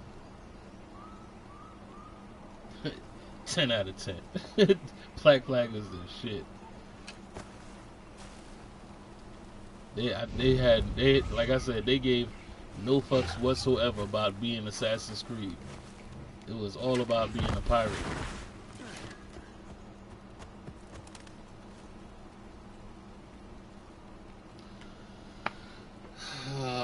Here we go again. We made it an hour and 47 minutes before this bitch crashed again. Right? And I think it's because I was talking about Black Flag. They probably got jealous, even though they're both Ubisoft games. But while it's doing this, I might as well guess we could talk about Assassin's Creed while it's stuck. Let's see, the miracle would be if it actually came back. Said we're gonna continue a stream on a stuck game. Shall we do it? Okay, so Black Flag, everybody would say is probably the best. And like I said, it was the best because they didn't care about the Assassin's Creed portion of it. It was more about enjoying your time with your crew. I think there's more people addicted to the songs from just being out in the open world in Black Flag. You know, just being out in the open water, diving for treasures and stuff, attacking sharks, attacking whales, you know what I mean? Getting your goods to build up your stuff. It really did a great job. Like going from island to island, and each place is different. You're going to different shores. It's almost like Pirates of the Caribbean. When you go into different shores and different places is just different. You have your own island that you're building up, right? You're putting together your own island, your own place. I guess that would be like Tortuga, right? But it was just awesome. Like everything about that game was just awesome. It gave you the freedom to just be. Now, certain games try to do the same thing. Like Odyssey tried to do it, but it was too much. It was too free, right? And it took out other things. No, they had to dive it into cities and stuff. It was just different. They could never really match the formula of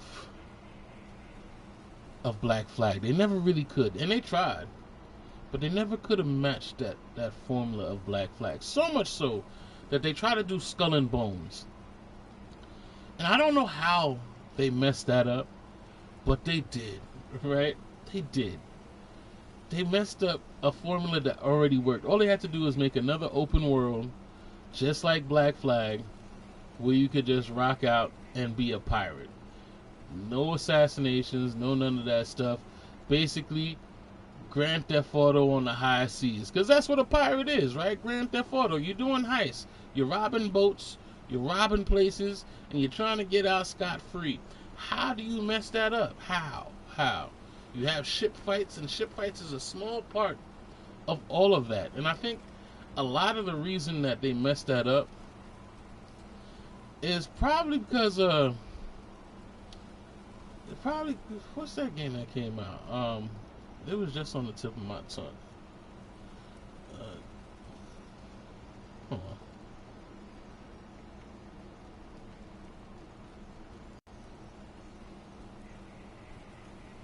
There we go. Sea of Thieves. Sea of Thieves came out, and that's funny that it switched off and all that stuff while I was doing that. Sea of Thieves came and did probably one of the best versions of a pirate game that I've ever seen. Right? Sea of Thieves, except for the simple part that you're getting griefed in there a lot. But then again, in a game called Sea of Thieves, right? Wouldn't you expect stuff like that? Everything I was cool with Sea of Thieves, and I'm still cool with Sea of Thieves. Sea of Thieves is a chill game to me. The only thing that I hate about Sea of Thieves is the people find it necessary to cheat. Right? I could deal with somebody boarding my ship. I could deal with somebody sinking my ship. I could deal with having a whole battle, and you sunk my battleship. I could deal with all of that.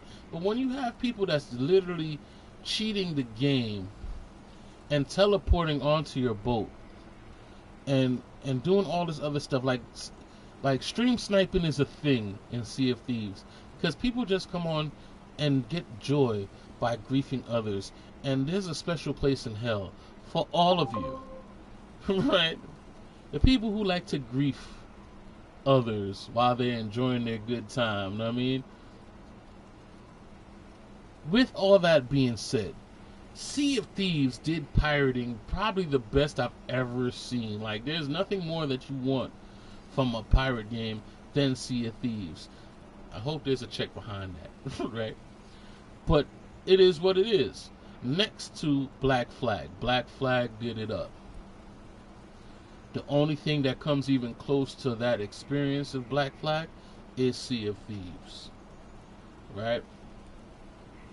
Everything else is uncivilized, right? Everything else, it doesn't match up.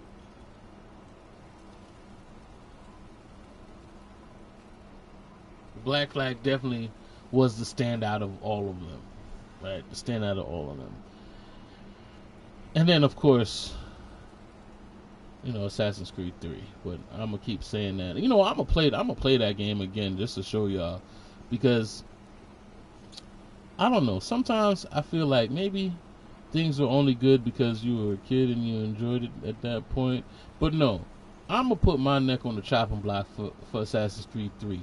I love that shit. That shit was awesome. I don't know. Maybe I was. The only pirate game I played was AC3. AC3.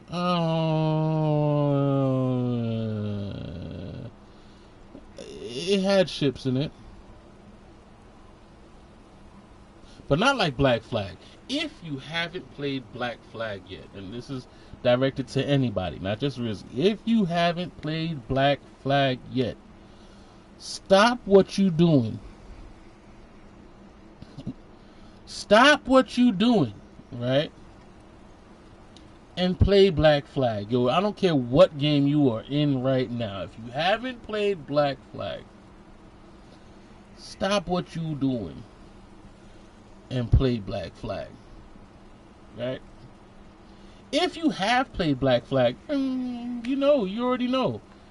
You probably rocked out so you can't do no more. Like, I think I've 100%ed Black Flag. That's how bad it is. Right? I went full on Black Flag. I even bought Freedom Cry, which I'm ashamed that I didn't play, especially being a black man, right? And I don't like putting the race card into that because that shouldn't be nothing when it comes to a game. But Freedom Cry is literally about the Haitian dude who was his second mate. And it even went down to him being freed as a slave and all that good shit. And he's now in the book. Yo, I'm pissed that I haven't played Freedom Cry. I own it, but I haven't really gotten to it because, again, when there's so many games, you get lost in the sauce. And then Freedom Cry also made me just want to play Black Flag. But I should have rocked Freedom Cry. I really should have. I have it. I should have rocked it. I never got to. Maybe I will go Black Flag. Right? If you haven't played Black Flag, stop what you're doing and play Black Flag. Now, that's especially for Rizzy. That's especially for Rizzy. Right? I'm pretty sure y'all know Rizzy by now because he's the one that's always riding with me. Rizzy, what are you doing with your life? If you haven't played, you own it, boot that bitch up. You will love it. Like Black Flag, oh my god, Black Flag. Black Flag, oh my god, Black Flag. Black Flag. Black Flag. For a lot of people, just saying the word Black Flag is enough. Like Black Flag. Say less. Right? Black Flag. Right? And that's when Ubisoft was good. I bought it to play it, but it's too hot now. I can't play long games when I am hot. You'll come back. You'll come back. As a matter of fact, just go looking for sea creatures. So I watch Willow. Oh, you watch me? Oh, okay, that's wonderful. In the AC, right? I'll tell you, I wouldn't feel right if I didn't tell you to play that game, right? I would play it all over again, but I try not to go back to games that I've played already, right? I try not to. And there's a lot of games that I'd love to play again just because, like, streaming wasn't even a thing. Like, I'd go back and play Max Payne's. I'd play my Max Payne 3, which I thought was awesome. I'd boot up my PlayStation 3 just and use my little device and play them old games. I would, like, but I just try not to play games I've already played before. This like Uncharted. Like I would definitely play Uncharted again, but I see no benefit if I already beat it. Right? And I've never been one to replay. Like when they talk about game replayability, I've never been the one to replay a game over and over again. I will play it until I'm satisfied. If I'm really liking it, I'm probably going to do all the collectibles and all that other stuff. I don't really go back to games I've already played. Bad habit. I mean, very bad habit. I think I save games like that for like Call of Duties and games that really don't matter. That replay value, those condensed sectional fun. But these games be like 30, 40 hours, bro. Like even longer now. Like they weren't that long coming up. I could swear that they were all like 20-hour games, 40-hour games. Like I've beaten whole games in one sitting. And I'm pretty sure, I mean, there's only 24 hours in a day. So I mean, if I beat it in one sitting, it had to be like an 8-hour game, 10-hour game. I had to check to see how what comes to mind is like Resident Evil 2 or 3. Those games were like super short in comparison, and I think I beat that in like one day. Right? There was a time where I just beat. Yeah, I mean, I was a beast. Which I'm still a beast, but I always said that I need to get paid for this shit because I will rage through games, bro. Like it's something about me. I just see the matrix to these games, and I rage through them, but they were never this long. Like these games now is getting interesting. I think this game itself is like 24 hours. That's why I don't mind too much taking breaks from it because I know that I'm a rage through this shit, no problem. 20 hours in a game, that's what, 4 sessions? So my streams are usually like 5 hours anyway. That's like 4 sessions. It's nothing, right? I could take my time.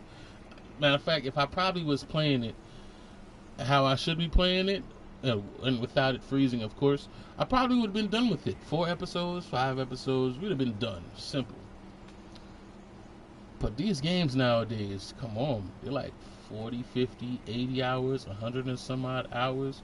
It's like some real time consuming stuff. This is some real time that is taken. Golly, and you still didn't freeze? Well, you stuck. It's alright. Which means that I can't depend on the game for this stream. I'm going to have to depend on actual conversation, and we're going to do that. Because this helps me get better as a streamer, correct? Conversation. So, you got to understand, when you pick your games, you got to pick them accordingly. That's why I say Black Flag. Black Flag will get you through. I guarantee if you start it, you're not going to be like, oh man, I'm still playing this game. You like Shadows. You like Shadows, so that's a no-brainer. I'm guaranteed that you'll love it. I guarantee it. If I like it, you're definitely going to love it. Right? Black Flag is that game. I will handle 3 for you because I know you're really not into it and you prefer to watch. So I will do that for you guys. I'll play through it again. And I was actually thinking about playing Rogue because I never played Rogue either.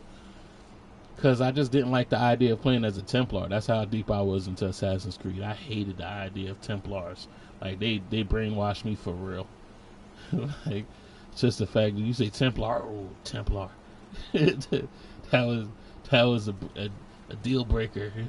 Like I can't go against the order. And then over the years, it's as funny as it is, it made it all about assassins at one point, and then I feel like they started switching up and making assassins feel like they're the bad guys, which in essence assassins would be the bad guys technically. Like in every kind of context of an assassin, he would be the bad guy, right?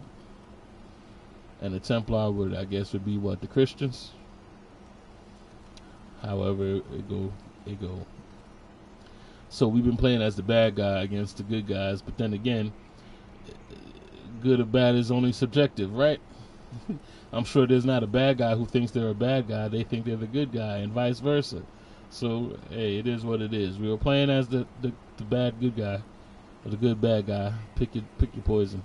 But we were enjoying the hell out of it, assassinating people just because. And I think as it went down the line, just to show you how crazy it is,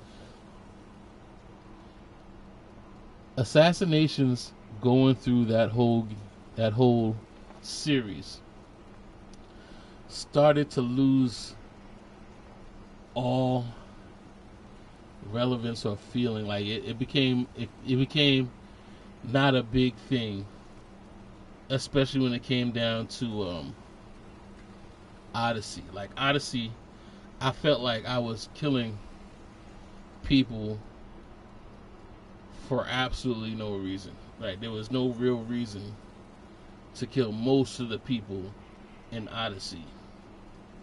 And even more so in Mirage. Mirage had the most pointless assassinations ever. Like I definitely feel like we were killing the good guys in Mirage. It was like, oh, the farmer who's trying to fight for the people, and he's against politics and the government, but we're killing him. Like, why are we killing him again? It sounds like he's actually doing for the same people you're trying to protect. Like, and you started out as a vagabond, right? You started out as the people who you're now trying to kill. So that's why I never played the RPG AC games until Shadows. It did not look like the AC games I knew. Yeah, they changed up. But then again, I forgive them because of the circumstances of the studio. But I feel like they shouldn't have tried to cash in any further after 3. Like, I get like Black Flag. Thank you for Black Flag. But it should have been over after Black Flag. Just being honest. Origins was decent. I could have did without it.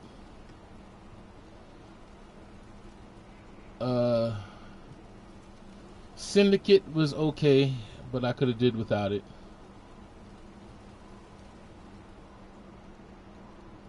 Valhalla was okay.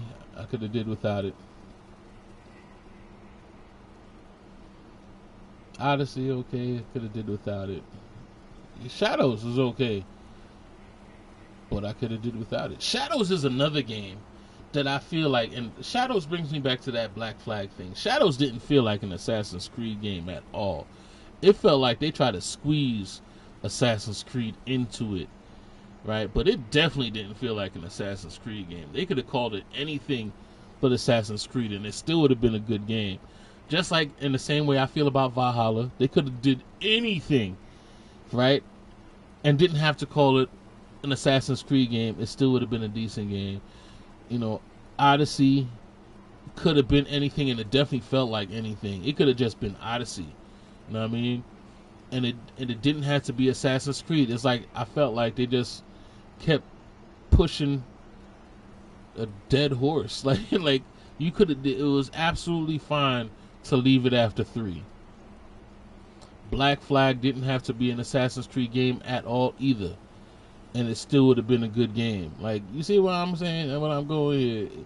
They didn't have to push Assassin's Creed any further. I think the title Assassin's Creed holds the games back,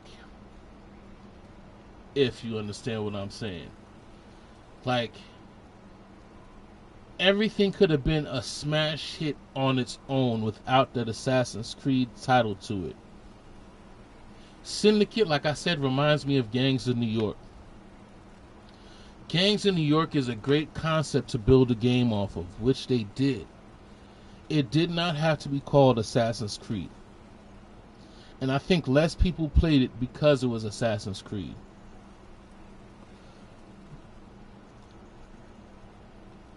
Origins was a great Egyptian type game with all of the things that was necessary for it in terms of the hunting and crafting and visiting the different places, and when they started going into like the Egyptian mythology and stuff like that, it all was for what it was, but it didn't have to be called Assassin's Creed. It would have been fine without it. Odyssey. Odyssey went on its own journey too. They didn't need anything to do with Assassin's Creed to make that a good game. As a matter of fact, I think it would have been a better game if it wasn't tied to Assassin's Creed. And that's all of these games. I feel like they would have been better received games from Ubisoft if they were not tied to Assassin's Creed. Right? It's like if they made this Star Wars game and made it Assassin's Creed Star Wars, right? It would have just been like, come on now. They bought it because it's Assassin's Creed, and they like the idea that they got Star Wars shit in it, but it has nothing to do with Assassin's Creed. It's just a bunch, and I'll tell you about Star Wars, right? Ubisoft. And anybody who addresses a Star Wars game. How fucking dare you make a Star Wars game without a fucking lightsaber? Like, don't do it. If anybody thinks that you're watching a fucking Star Wars game for the gunplay, yo, go fuck yourselves. I don't know what the fuck y'all were thinking by not having fucking lightsabers. If Ubisoft Star Wars had lightsabers, everybody would have shut the fuck up. They don't care what this bitch look like. You had speeder bikes, you had guns, you had fucking Y-wings and all that bullshit, and you have your fucking lightsaber. You know how many times lightsabers has sold me on Star Wars games? I don't give a fuck about none of that other shit. Give me a lightsaber. Give me two.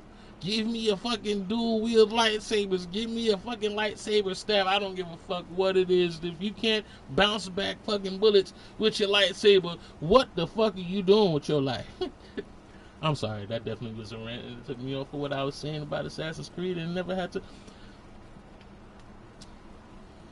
All of the Assassin's Creeds after 3 would have done better if they weren't called Assassin's Creed. Straight like that. Far Cry, on the other hand, the franchise of Far Cry, which did take a back seat to Assassin's Creed, I thought Far Cry was awesome. Far Cry kind of started off like a... Get it off your chest. Yeah, for real. For real. For real. And I'm not a big Star Wars fan per se, but I love this fucking Knights of the Old Republic. Fucking Jedi Academy. Jedi Academy 2. Fucking, yo, bro. If they didn't have lightsabers in it, and we're gonna get to Jedi Academy. Jedi Academy definitely needs to be remade, right? Especially the multiplayer. But maybe that's a different. You know what? Fuck it. We just vibing right now. Jedi Academy 2 definitely needs to be remade, especially the multiplayer. Because I so fucking loved running on the wall, having lightsaber fights with the community. I love the one-on-ones that they used to do where you just have a lightsaber fight with somebody. They did that shit so fucking brilliantly. Like, I can't say it's For Honor with lightsabers, but it was fucking For Honor with lightsabers. That shit was fucking awesome. Jedi Academy 2, and it's old, and I know it'll never make it because graphically we're not there anymore. But that was my shit. So was Knights of the Old Republic. Knights of the Old Republic was awesome too. But the thing that they all had in common is that they knew that it took lightsabers to make that shit work. Do not ever in your fucking career ever make a fucking Star Wars game without lightsabers. It will not turn out well. I don't even like the movies that don't have lightsabers in it. Like, what the fuck? You know what we're waiting for? We're waiting for that one sound that lets you know that it's about to go down. And it ain't a pew pew. Not in the ever history of Star Wars has anybody got excited off of the sound of pew pew. Right? pew, pew, pew, pew, pew, pew. Everybody is waiting for zoom. Right? Nobody has ever been excited off a pew, pew, pew, ping, ping, pew, pew. As a matter of fact, I'll even go further. I never even cared to watch the fucking Star Wars movie until it got to lightsabers. I would chime in for lightsabers, chime out for everything else. I don't want to hear about the corrupt republic. We live that life. I don't want to hear about the ancestral love making between brother and sister. Like, not here for that. I don't care about I don't even care about the planet blowing up. There's too much pew pew pews for me. I don't care about none of that. I don't care about no destruction of a Death Star. I don't care about no Jabba the motherfucking Hutt. But when it killed the fucking Rancor, that was fucking awesome. You know why? Because it had a lightsaber in it. Like, and I'm sorry, I don't mean to go further with this one, because it shouldn't be. I know Star Wars is a lot of people's favorite franchises, and I don't mean to shit on all of it, but pew pew ain't fucking doing it. I don't care. Like, the only reason that I fucking watched Mandalorian, and Mandalorian was a good show, but I wasn't interested in pew pew. I was interested in and fucking Baby Yoda, to be fair, because I thought Baby Yoda was going to do the only Jedi shit that, and he kind of did, but it had nothing to do with you. It was more like, pew pew, oh, aren't you cute? I can't.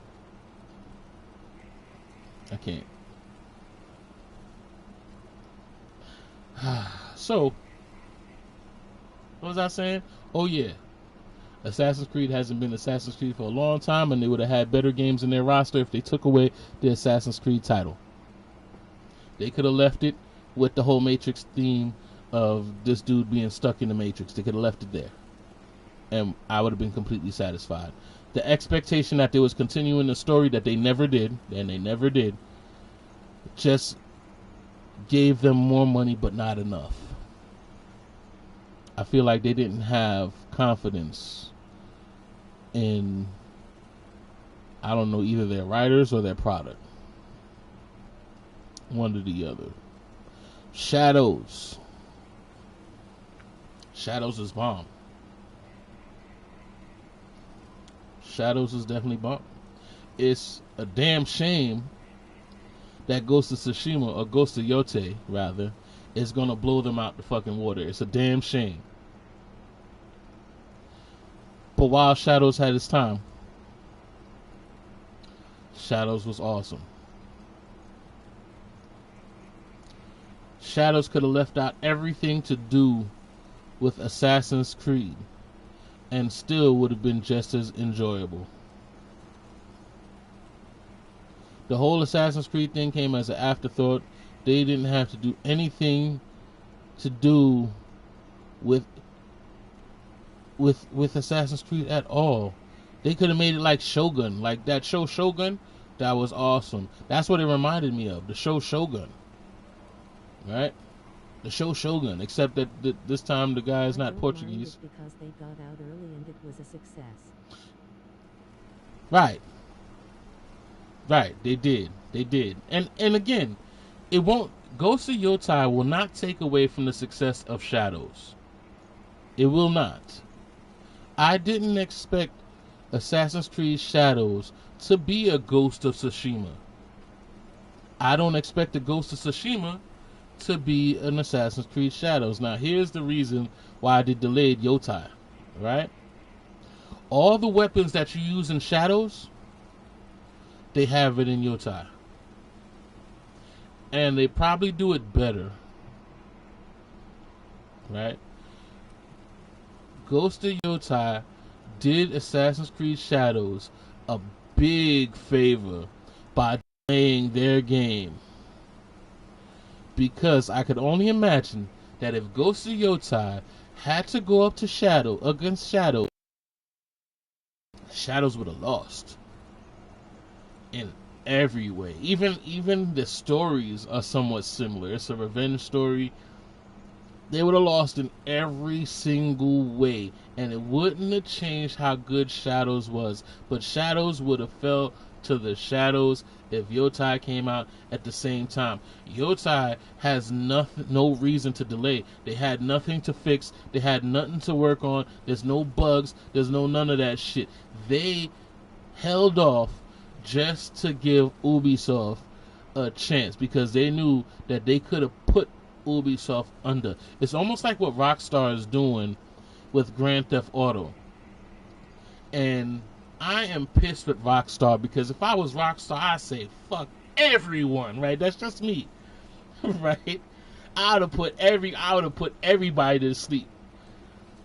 With Grand Theft Auto 6, I'd have put everybody to sleep. That's just me. That's the petty in me. Everybody would have got it. Like nobody would be playing nothing except for Assassin's Creed. Nobody would be playing nothing except for GTA 6. Right? Nothing. But they had nothing to lose because they're still making money off of 5.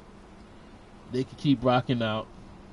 Me, myself, I'm pretty much tired of 5. I'm like, you've been playing it for 3 console generations now. I think no game should last that long.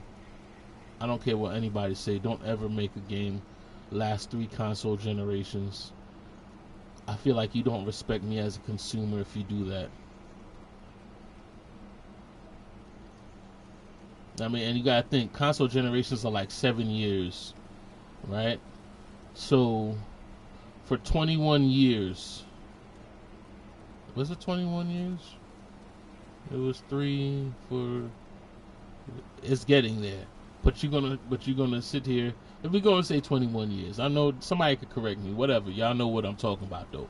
For 21 years, you ain't giving me nothing new, and you just making more money off the same shit. I ain't mad that you making more money, but you don't love me if you make me wait 21 years in a series that you usually come out every year. Right, but you decided that you're just gonna milk this shit for everything that it's worth, rather than give me something new and improved. Till now, they created that situation that everybody is in trouble once GTA 6 comes out. Everybody. Now, mind you, my thinking about it is that GTA 6, for me personally, I can't speak for everybody else, but for me personally, I see about 3 months. 3, maybe 4 months of nothing but that. Right? And that story, let me give it more than that. I say 6 months. That story, online, waiting for new DLC to come out, and we know how they do with DLC. They drip feed that shit. So I say 6 months. That's a whole half a year. I'll even give them the benefit of the doubt. Let's say if they do they do some out of body shit. I say even a year. I have a backlog of stuff, which means that even though I'm playing what I'm playing, I'm still buying what I want. So it's not a big deal anyway. But it won't be no 7 years. It won't be no 20 years. It'll be a year of me playing that game until I go back to everything else, which goes back to my whole idea that games don't need to be bought day one anymore. They made that a precedent with these competitive games. Call of Duty made that a thing because nobody wants to be the noob. Everybody wants to get out there and know where all the spawn points are so they could cheat and look good rather than actually be good. That's a thing. But I don't think anything is that serious anymore. At all. I'm not of that Fortnite nature. The thing about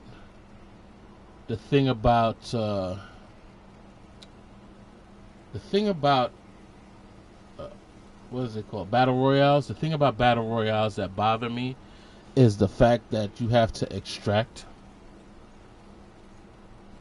I think that's what I don't like about Battle Royales. I liked DMZ for Call of Duty, but I hated the fact that you had to extract. I rather the idea, like I always feel like, and I know if I say it, they're gonna steal my idea, but whatever, we helping each other, right? I feel like DMZ should have been like the gaming world hub, where you could do different things from the DMZ world. You could do multiplayer from the DMZ world. You could do battle royale from the DMZ hub. Like, give me more reasons to be out there in the DZ, right? Give me more reasons. I feel like at this point, Call of Duty should feel more like Division, right? Same things that we've been doing, but should be an open world to get to it and do it. You know what I mean? You get your stuff, you bring it back, you build up your plays, you have factions, etc., things like that. I feel like the DMZ, I thought what they was going to do with the DZ is make it a hub where everything goes down in the DZ. They did not. As a matter of fact, they had 1 year of DZ and then they scrapped it, which sucked, right? And I would have spent a lot of time in the DZ, but I'd hated the fact that they forced me out after a certain time, right? Especially when you spending all that time to do missions and all that stuff, you could really spend some good time doing missions and such. Just the fact that you extract means, you know, it's like I want to extract when I want to extract, like the dark zone in Division. I want to extract when I feel like extracting, not because there's a circle closing in and now I gotta rush to extract because you want me to leave now. That's a battle royale. We talking about the DZ where they got actual bots holding down places. You could join and have a bunch of people join in. It's PvE situation, make it more PvE, and then you go to your PvP parts. But they want so many people to be in competition that they forget about PvE. I don't particularly like PvP, even though I know there's people who are competitive and there's a place for that. But I think that more games need to be PvE than PvP. I think we need to be working more to working together than being against each other. We're against each other in everything. We're too damn competitive as a people, right? They need more situations where we playing together than being against each other. And that's just my thinking. Like, if you want to play PvP, for the most part, you could play sports games. Because a lot of people suck at sports, they avoid those things, right? PvP has a place, but it shouldn't be more dominant than PvE. I think more, especially when it comes to gaming, people have become antisocial when it comes to gaming because everything is a competition and not an opportunity to enjoy something with one another, right? And that's just my thinking about it. Need more opportunities to enjoy ourselves together than be at opposition, right? I don't even think people make friends in gaming anymore. Do people actually make friends in a game anymore, or is everybody just bringing their friends with them? It feels like more people are bringing their friends with them, especially, you know, like those in school and stuff, because you see these people every day and it's like, hey, you play Call of Duty? I play Call of Duty. You play Fortnite? I play Fortnite. You know, you bringing your friends with you. But it wasn't always like that. It was more you making friends on the game, and I don't think they really push that anymore. I don't think that's a priority anymore. I feel like everything is so we against each other that people don't even make friends gaming no more, right? And gaming is a social thing. Like, you're supposed to be friendly. You're supposed to play. Like, I remember, I wish I could pull up videos. I remember, like, the PlayStation, was it the PlayStation 2 or PlayStation 3 ad where they, actually no, because I've mentioned this before and somebody pointed out, I think there's an Xbox commercial, but they have the water balloon fight with the whole neighborhood. I believe it's an Xbox commercial, but it's a damn good Xbox commercial. So much so that I keep thinking it's a PlayStation commercial, but it's not. But I remember it because they had the teddy bears have a picnic. That song. That's what I remember about the whole thing. Was a bunch of people having a big water balloon fight between everybody, and everybody was playing together. I think that was like the actual message on it. Play together or whatever. It might have been a three. Yeah, I think it was a 360 ad. Point is that we're supposed to have more opportunities to play together than be playing against each other. People aren't making friends anymore. People are clicking up. Right? Which is bad for society because we're supposed to understand each other. We're supposed to tolerate each other. We're supposed to have more situations to become friends as opposed to become enemies. And I believe society wants it like that. And gaming is supposed to be that thing that brings us together. And I think once they figured that out, they started making it more opposition. So I'm a person who doesn't care too much about PvP. I prefer PvE. I will play PvP with my people who I say, you know what? Let's play against each other. It's getting boring. We can play against each other, but not forced PvP. Everything should be PvE. Give us more situations where we playing against the enemy. We need more destinies, right? Because Destiny is a good example of that, right? Destiny is PvE until there's the sidebar PvP, which is fun. That works.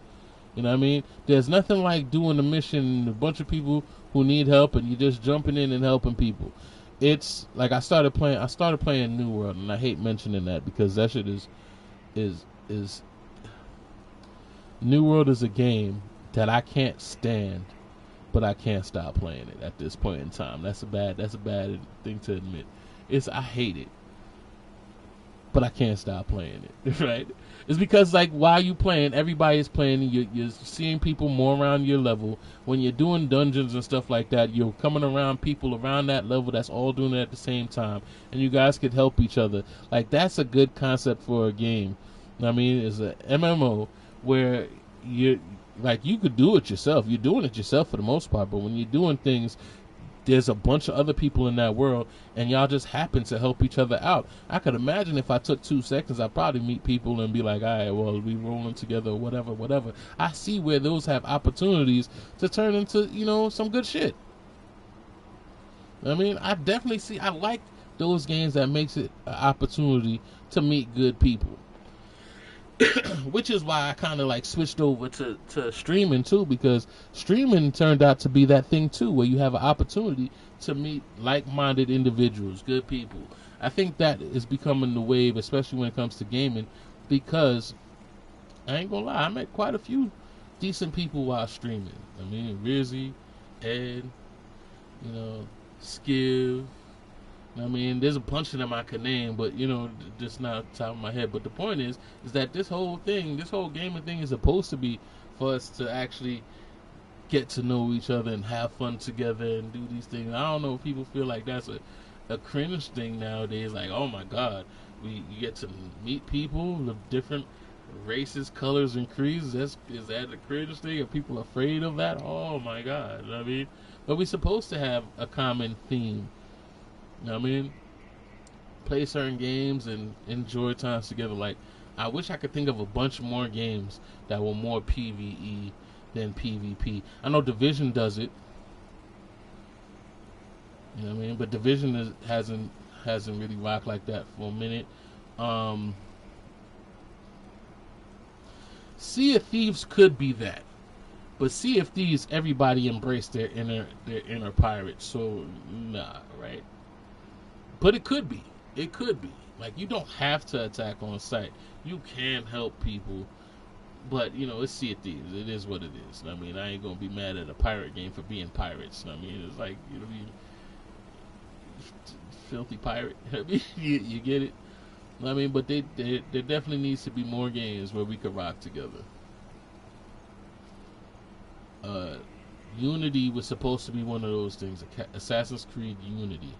And bringing it back to Assassin's Creed. And I'm surprised I didn't even mention that. Unity is how you fuck up a concept. I don't know if you played Unity yet, Rizzy, I know you said that you bought it, but I don't know if you played it. So the concept of Assassin's Creed Unity was that you were supposed to be playing an Assassin's Creed game for one, but it was online. You could have other assassins playing the game with you, you know, and that seemed almost too good to be true, which essentially it was, because it didn't do it as an MMO, which everybody expected it to be. They did it as you got to a certain area and then you could initiate online.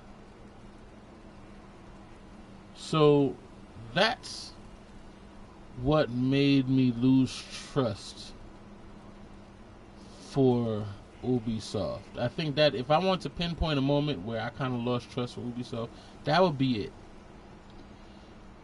Ubisoft were making traction where they had their online PvP situation, and they liked how people were going to that and doing their thing. And then they made it the idea that you could play together as one, big assassins group, which I thought was awesome.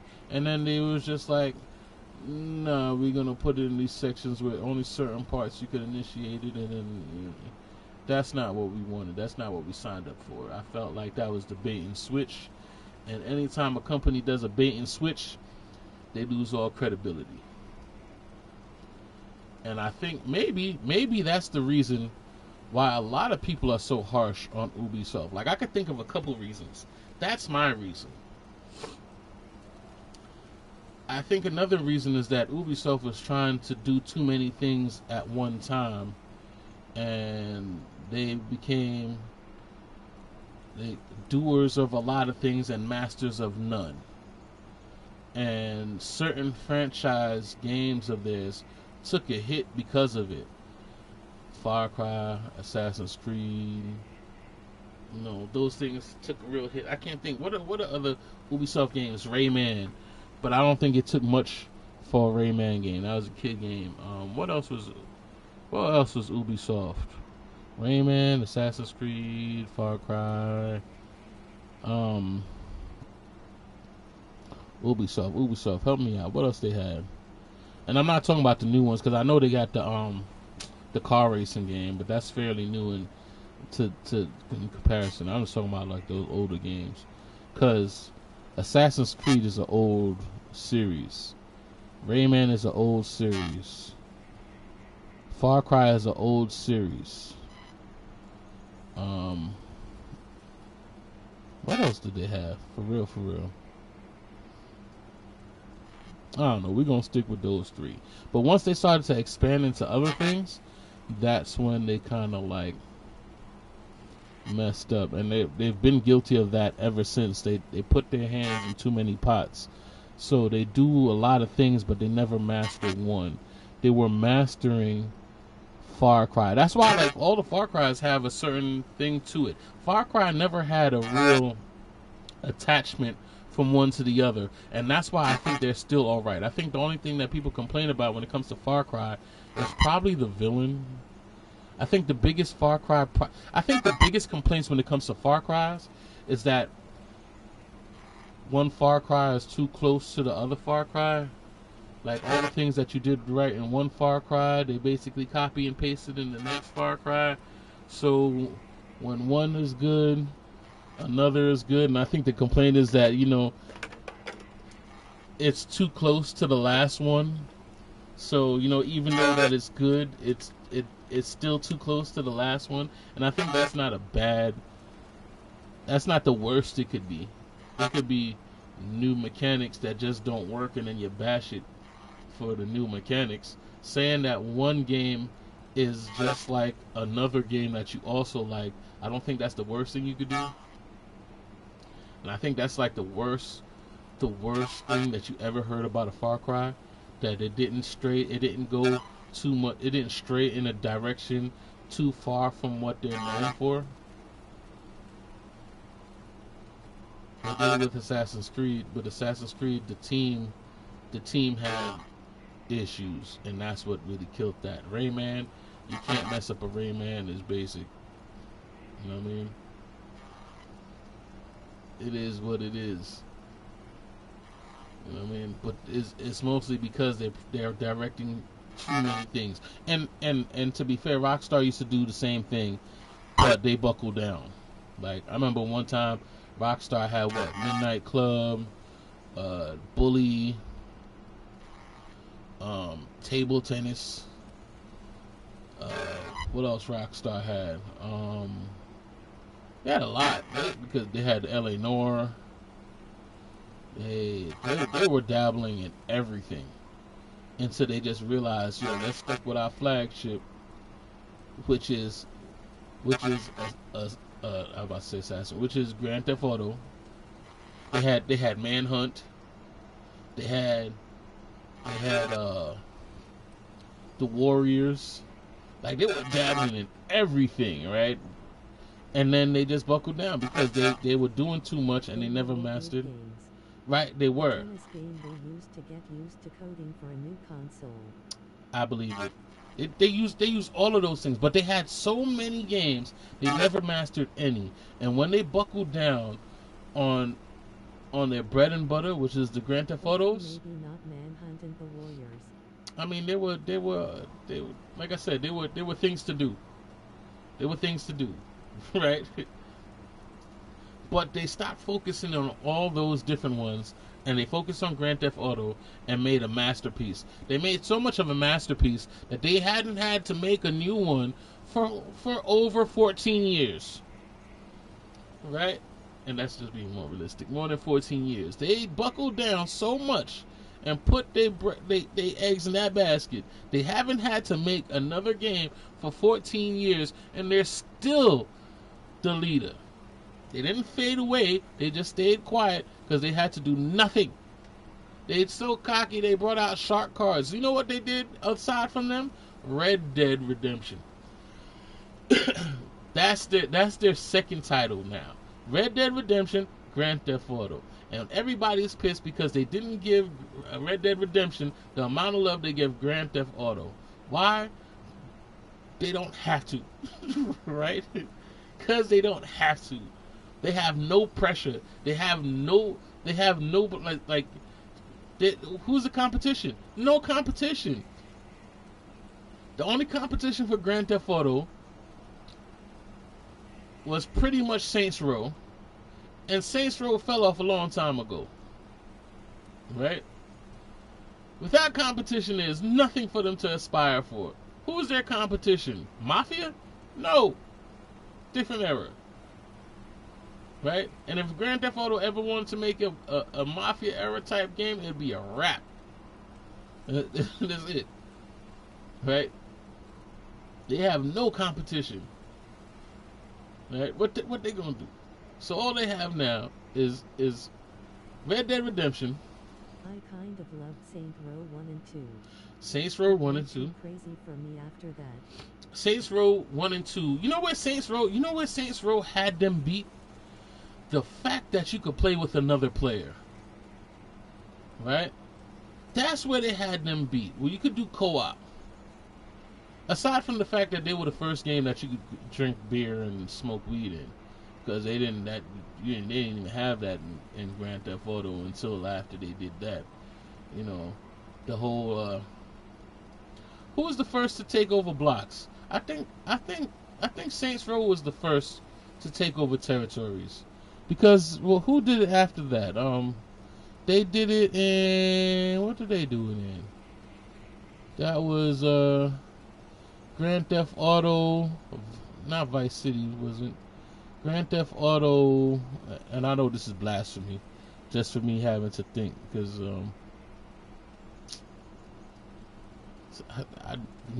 I'm sorry.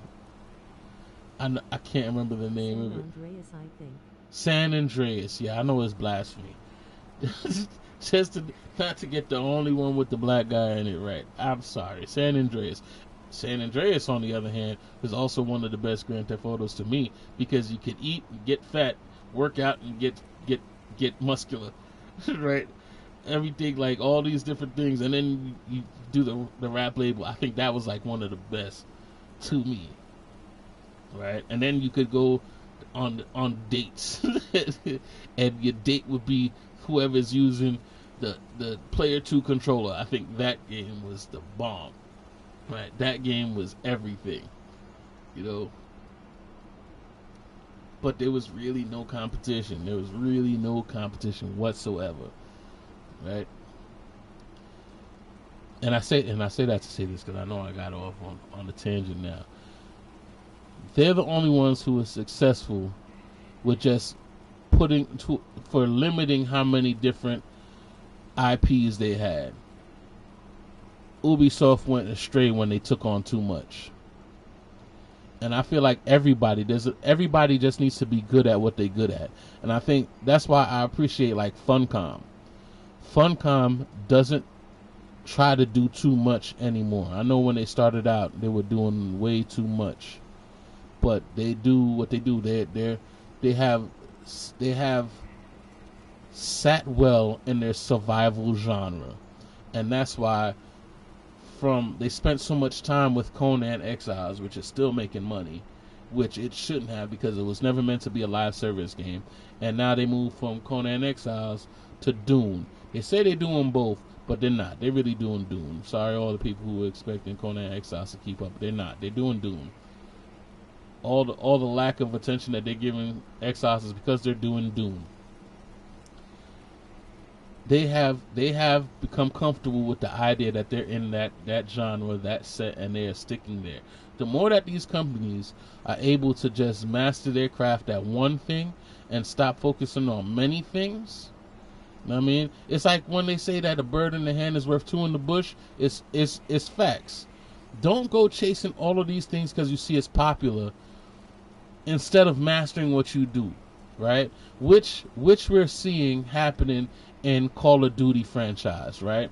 Because Call of Duty is looking at all of these other companies doing battle royales in their games, and they're trying to take it. Like Call of Duty had never went to Fortnite-ish type shit. Call of Duty lost its identity. And the weirdest thing about Call of Duty for me, right? If you were going to do anything Call of Duty-esque in terms of skins, in terms of other things, why have they never done a G.I. Joe related Call of Duty? Talk about it, right? G.I. Joe in Call of Duty just makes too much sense.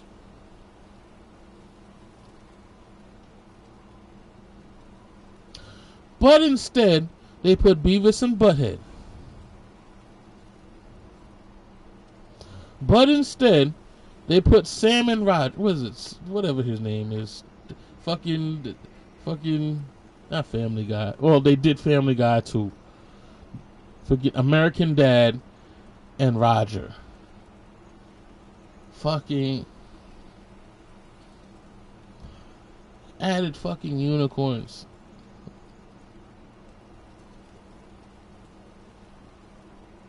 They added zombies. They added Ninja Turtles. Ninja Turtles with guns. Right? Go figure. Right? They've added Jay and Silent Bob. They've added Nicki fucking Minaj. They've added 21 Savage. They've added Snoop Dogg. Right. The list goes on, and I'm pretty sure they're going to add more shit over the course of the next, two months of its lifespan left? One more season? Right, 2-3 months of its lifespan.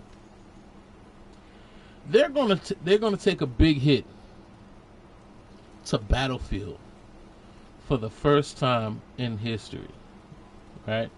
And the only reason I don't go Battlefield is because they don't have hardcore. That is the only reason why I don't play Battlefield. And it's starting to get to a point where I'm starting to get so used to core in Call of Duty, because they make it that the only way you can enjoy shit is if you play core with everybody else who wants to be a bullet sponge and fucking, like get hit and say no I didn't, like paintball and all. They catering to a bunch of fucking dummies, right? Battlefield is looking to blow them out the water right now. Battlefield better not mess it up because they have everything ready to go. If they start doing this whole Fortnite situation, trying to put their hands in multiple pots type situation, they done for. Call of Duty is going to learn from this shit, right? Why the fuck did they never think, if they was going to go that route, use something that already exists? Why the fuck did you not use G.I. Joe? Like, I'd play as Duke.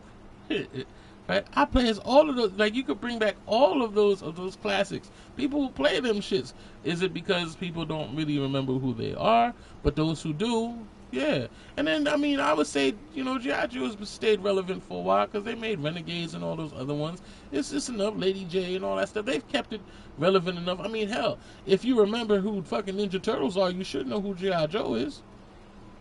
Right? In theory. But why you never use the army-related stuff, right? Why would you go to Ninja Turtles? And I mention Ninja Turtles because why would you put a gun in a Ninja Turtles hand? Like, you just ruined it for me. You ruined it with that. You put a skateboard in Call of Duty. Like, yo.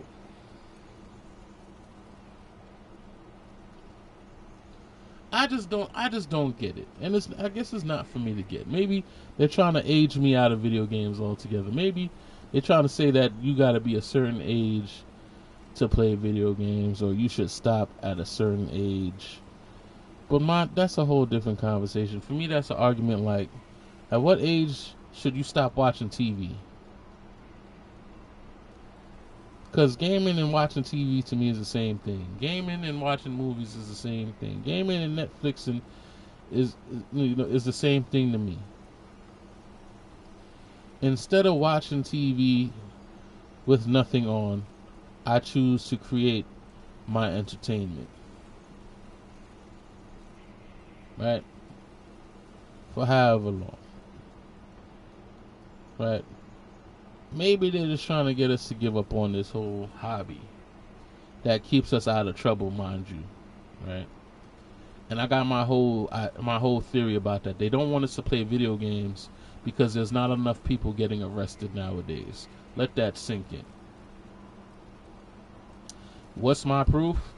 Every time that a Grand Theft Auto game came out, the crime rate went down because all the criminals were inside playing Grand Theft Auto. That was even on the news. Back with Saints Row. Back when San Andreas came out, they noticed it. That's why they stopped putting out yearly releases of Grand Theft Auto, because the crime rate would go down every time a new Grand Theft Auto came out. People live vicariously through a game, and not enough people are getting arrested. And I think that's the way that this world works at this point in time. If not enough people are doing what they want you to do, they will make a reason to make it happen. Right? Like with COVID.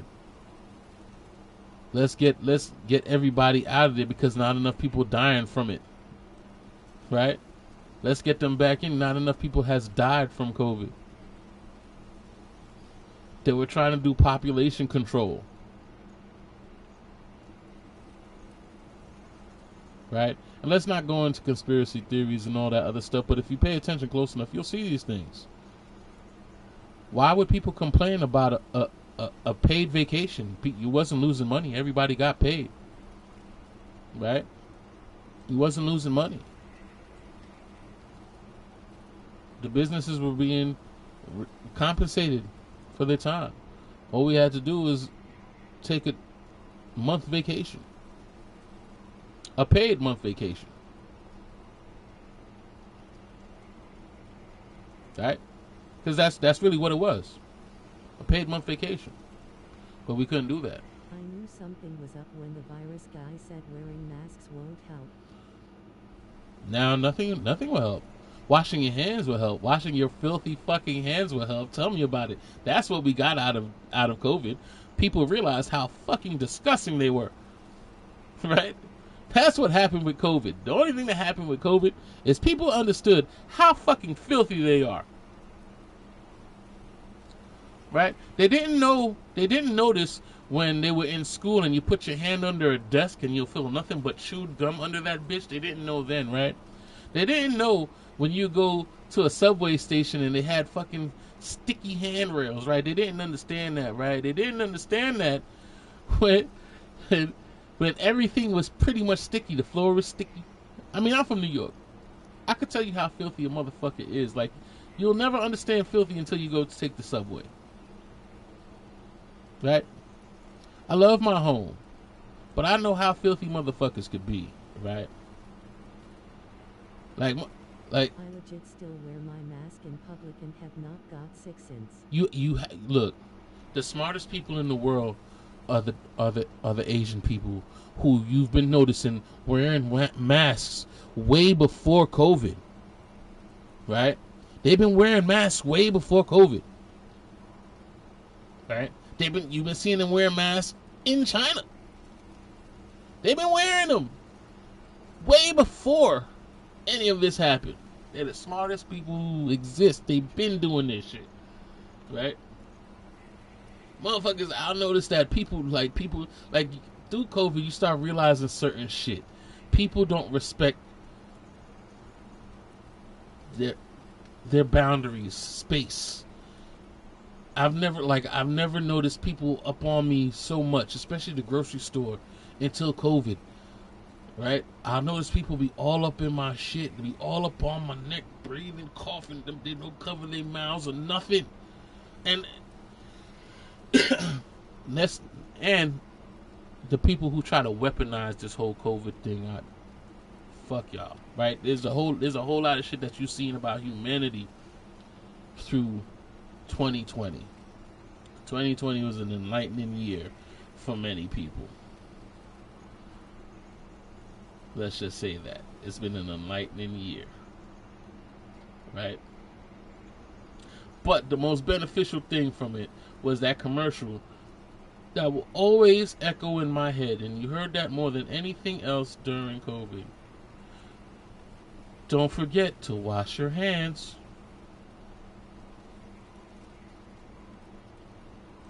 Anytime they need a commercial to remind you as a grown-ass person, as an adult, to wash your hands, you know there's a problem.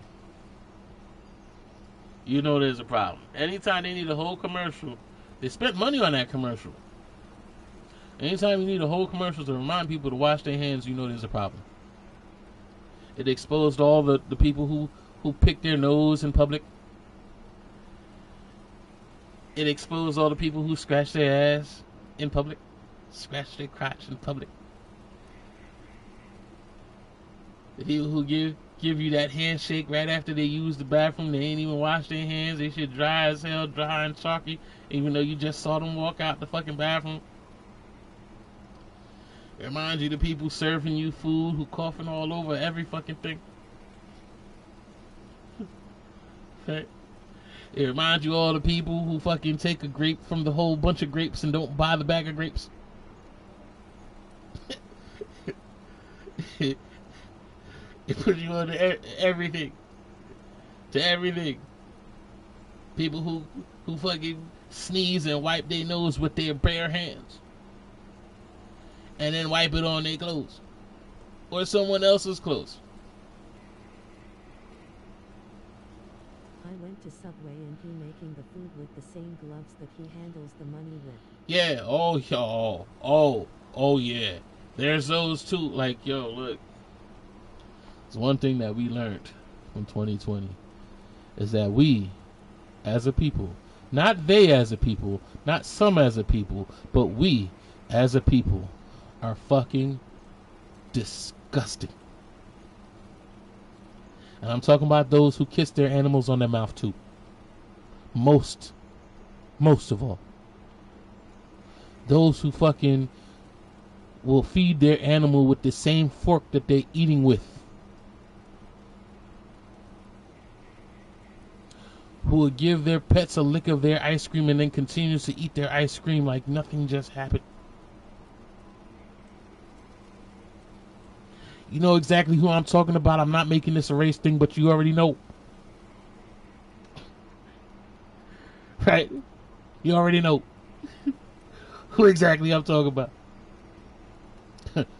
Right, we, as a people,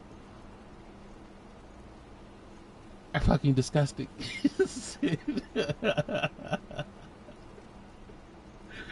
Reminds me of the days of the people who used to fart in their hand and throw it. Yes, that was a thing.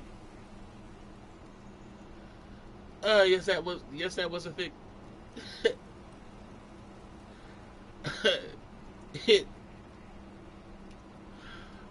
And I'm not even going to say that it's an American thing, because I'm pretty sure different countries is even worse. Like the people who cook and make shit on the bare floor that they stepping on.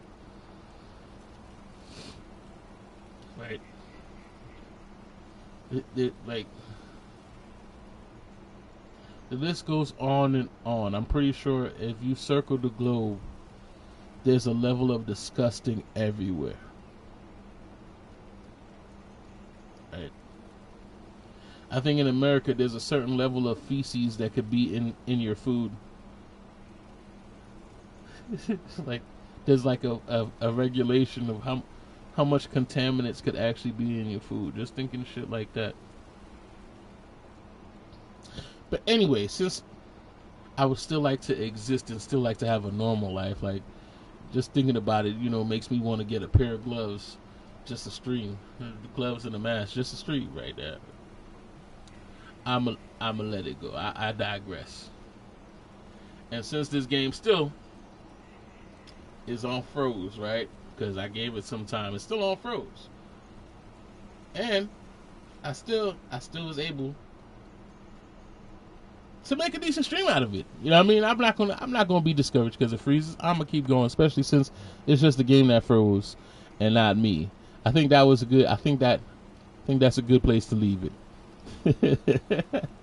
I think that's a good place to leave it. I'm content with where we're at, and for the next one, hopefully we won't have this freeze. This is what we're dealing with this game. I don't know. I might even stream something else after this. Because I can, right? Having fun with it, even though it did go down that path of freezing. But this ain't the first time. If you look at the streams, we have all that. But anyway, with that being said, and look, my hands, whatever, I'm by myself. So, with that being said, ladies and gentlemen, for those who are new to the stream, I hope you enjoyed yourself. Look forward to seeing you guys again. Hopefully you like, subscribe, give me a comment, all that good stuff, and I appreciate you. We see you next time. For those who've been here with us from the beginning, you already know. I know y'all impressed that I kept it going with just conversation for all this time that this thing has been frozen. But sometimes when we play an Ubisoft game, we gotta expect them to be Ubisoft. Rizzy, I appreciate you. Hope you enjoyed yourself. Hope you enjoyed the stream. I know you enjoy the vibe. I appreciate you. You keep me motivated. And you got me through this one, so I appreciate you for sure. With that being said, everybody, stay cool in this hot-ass day. Until next time, later, gamers. See you for the next one.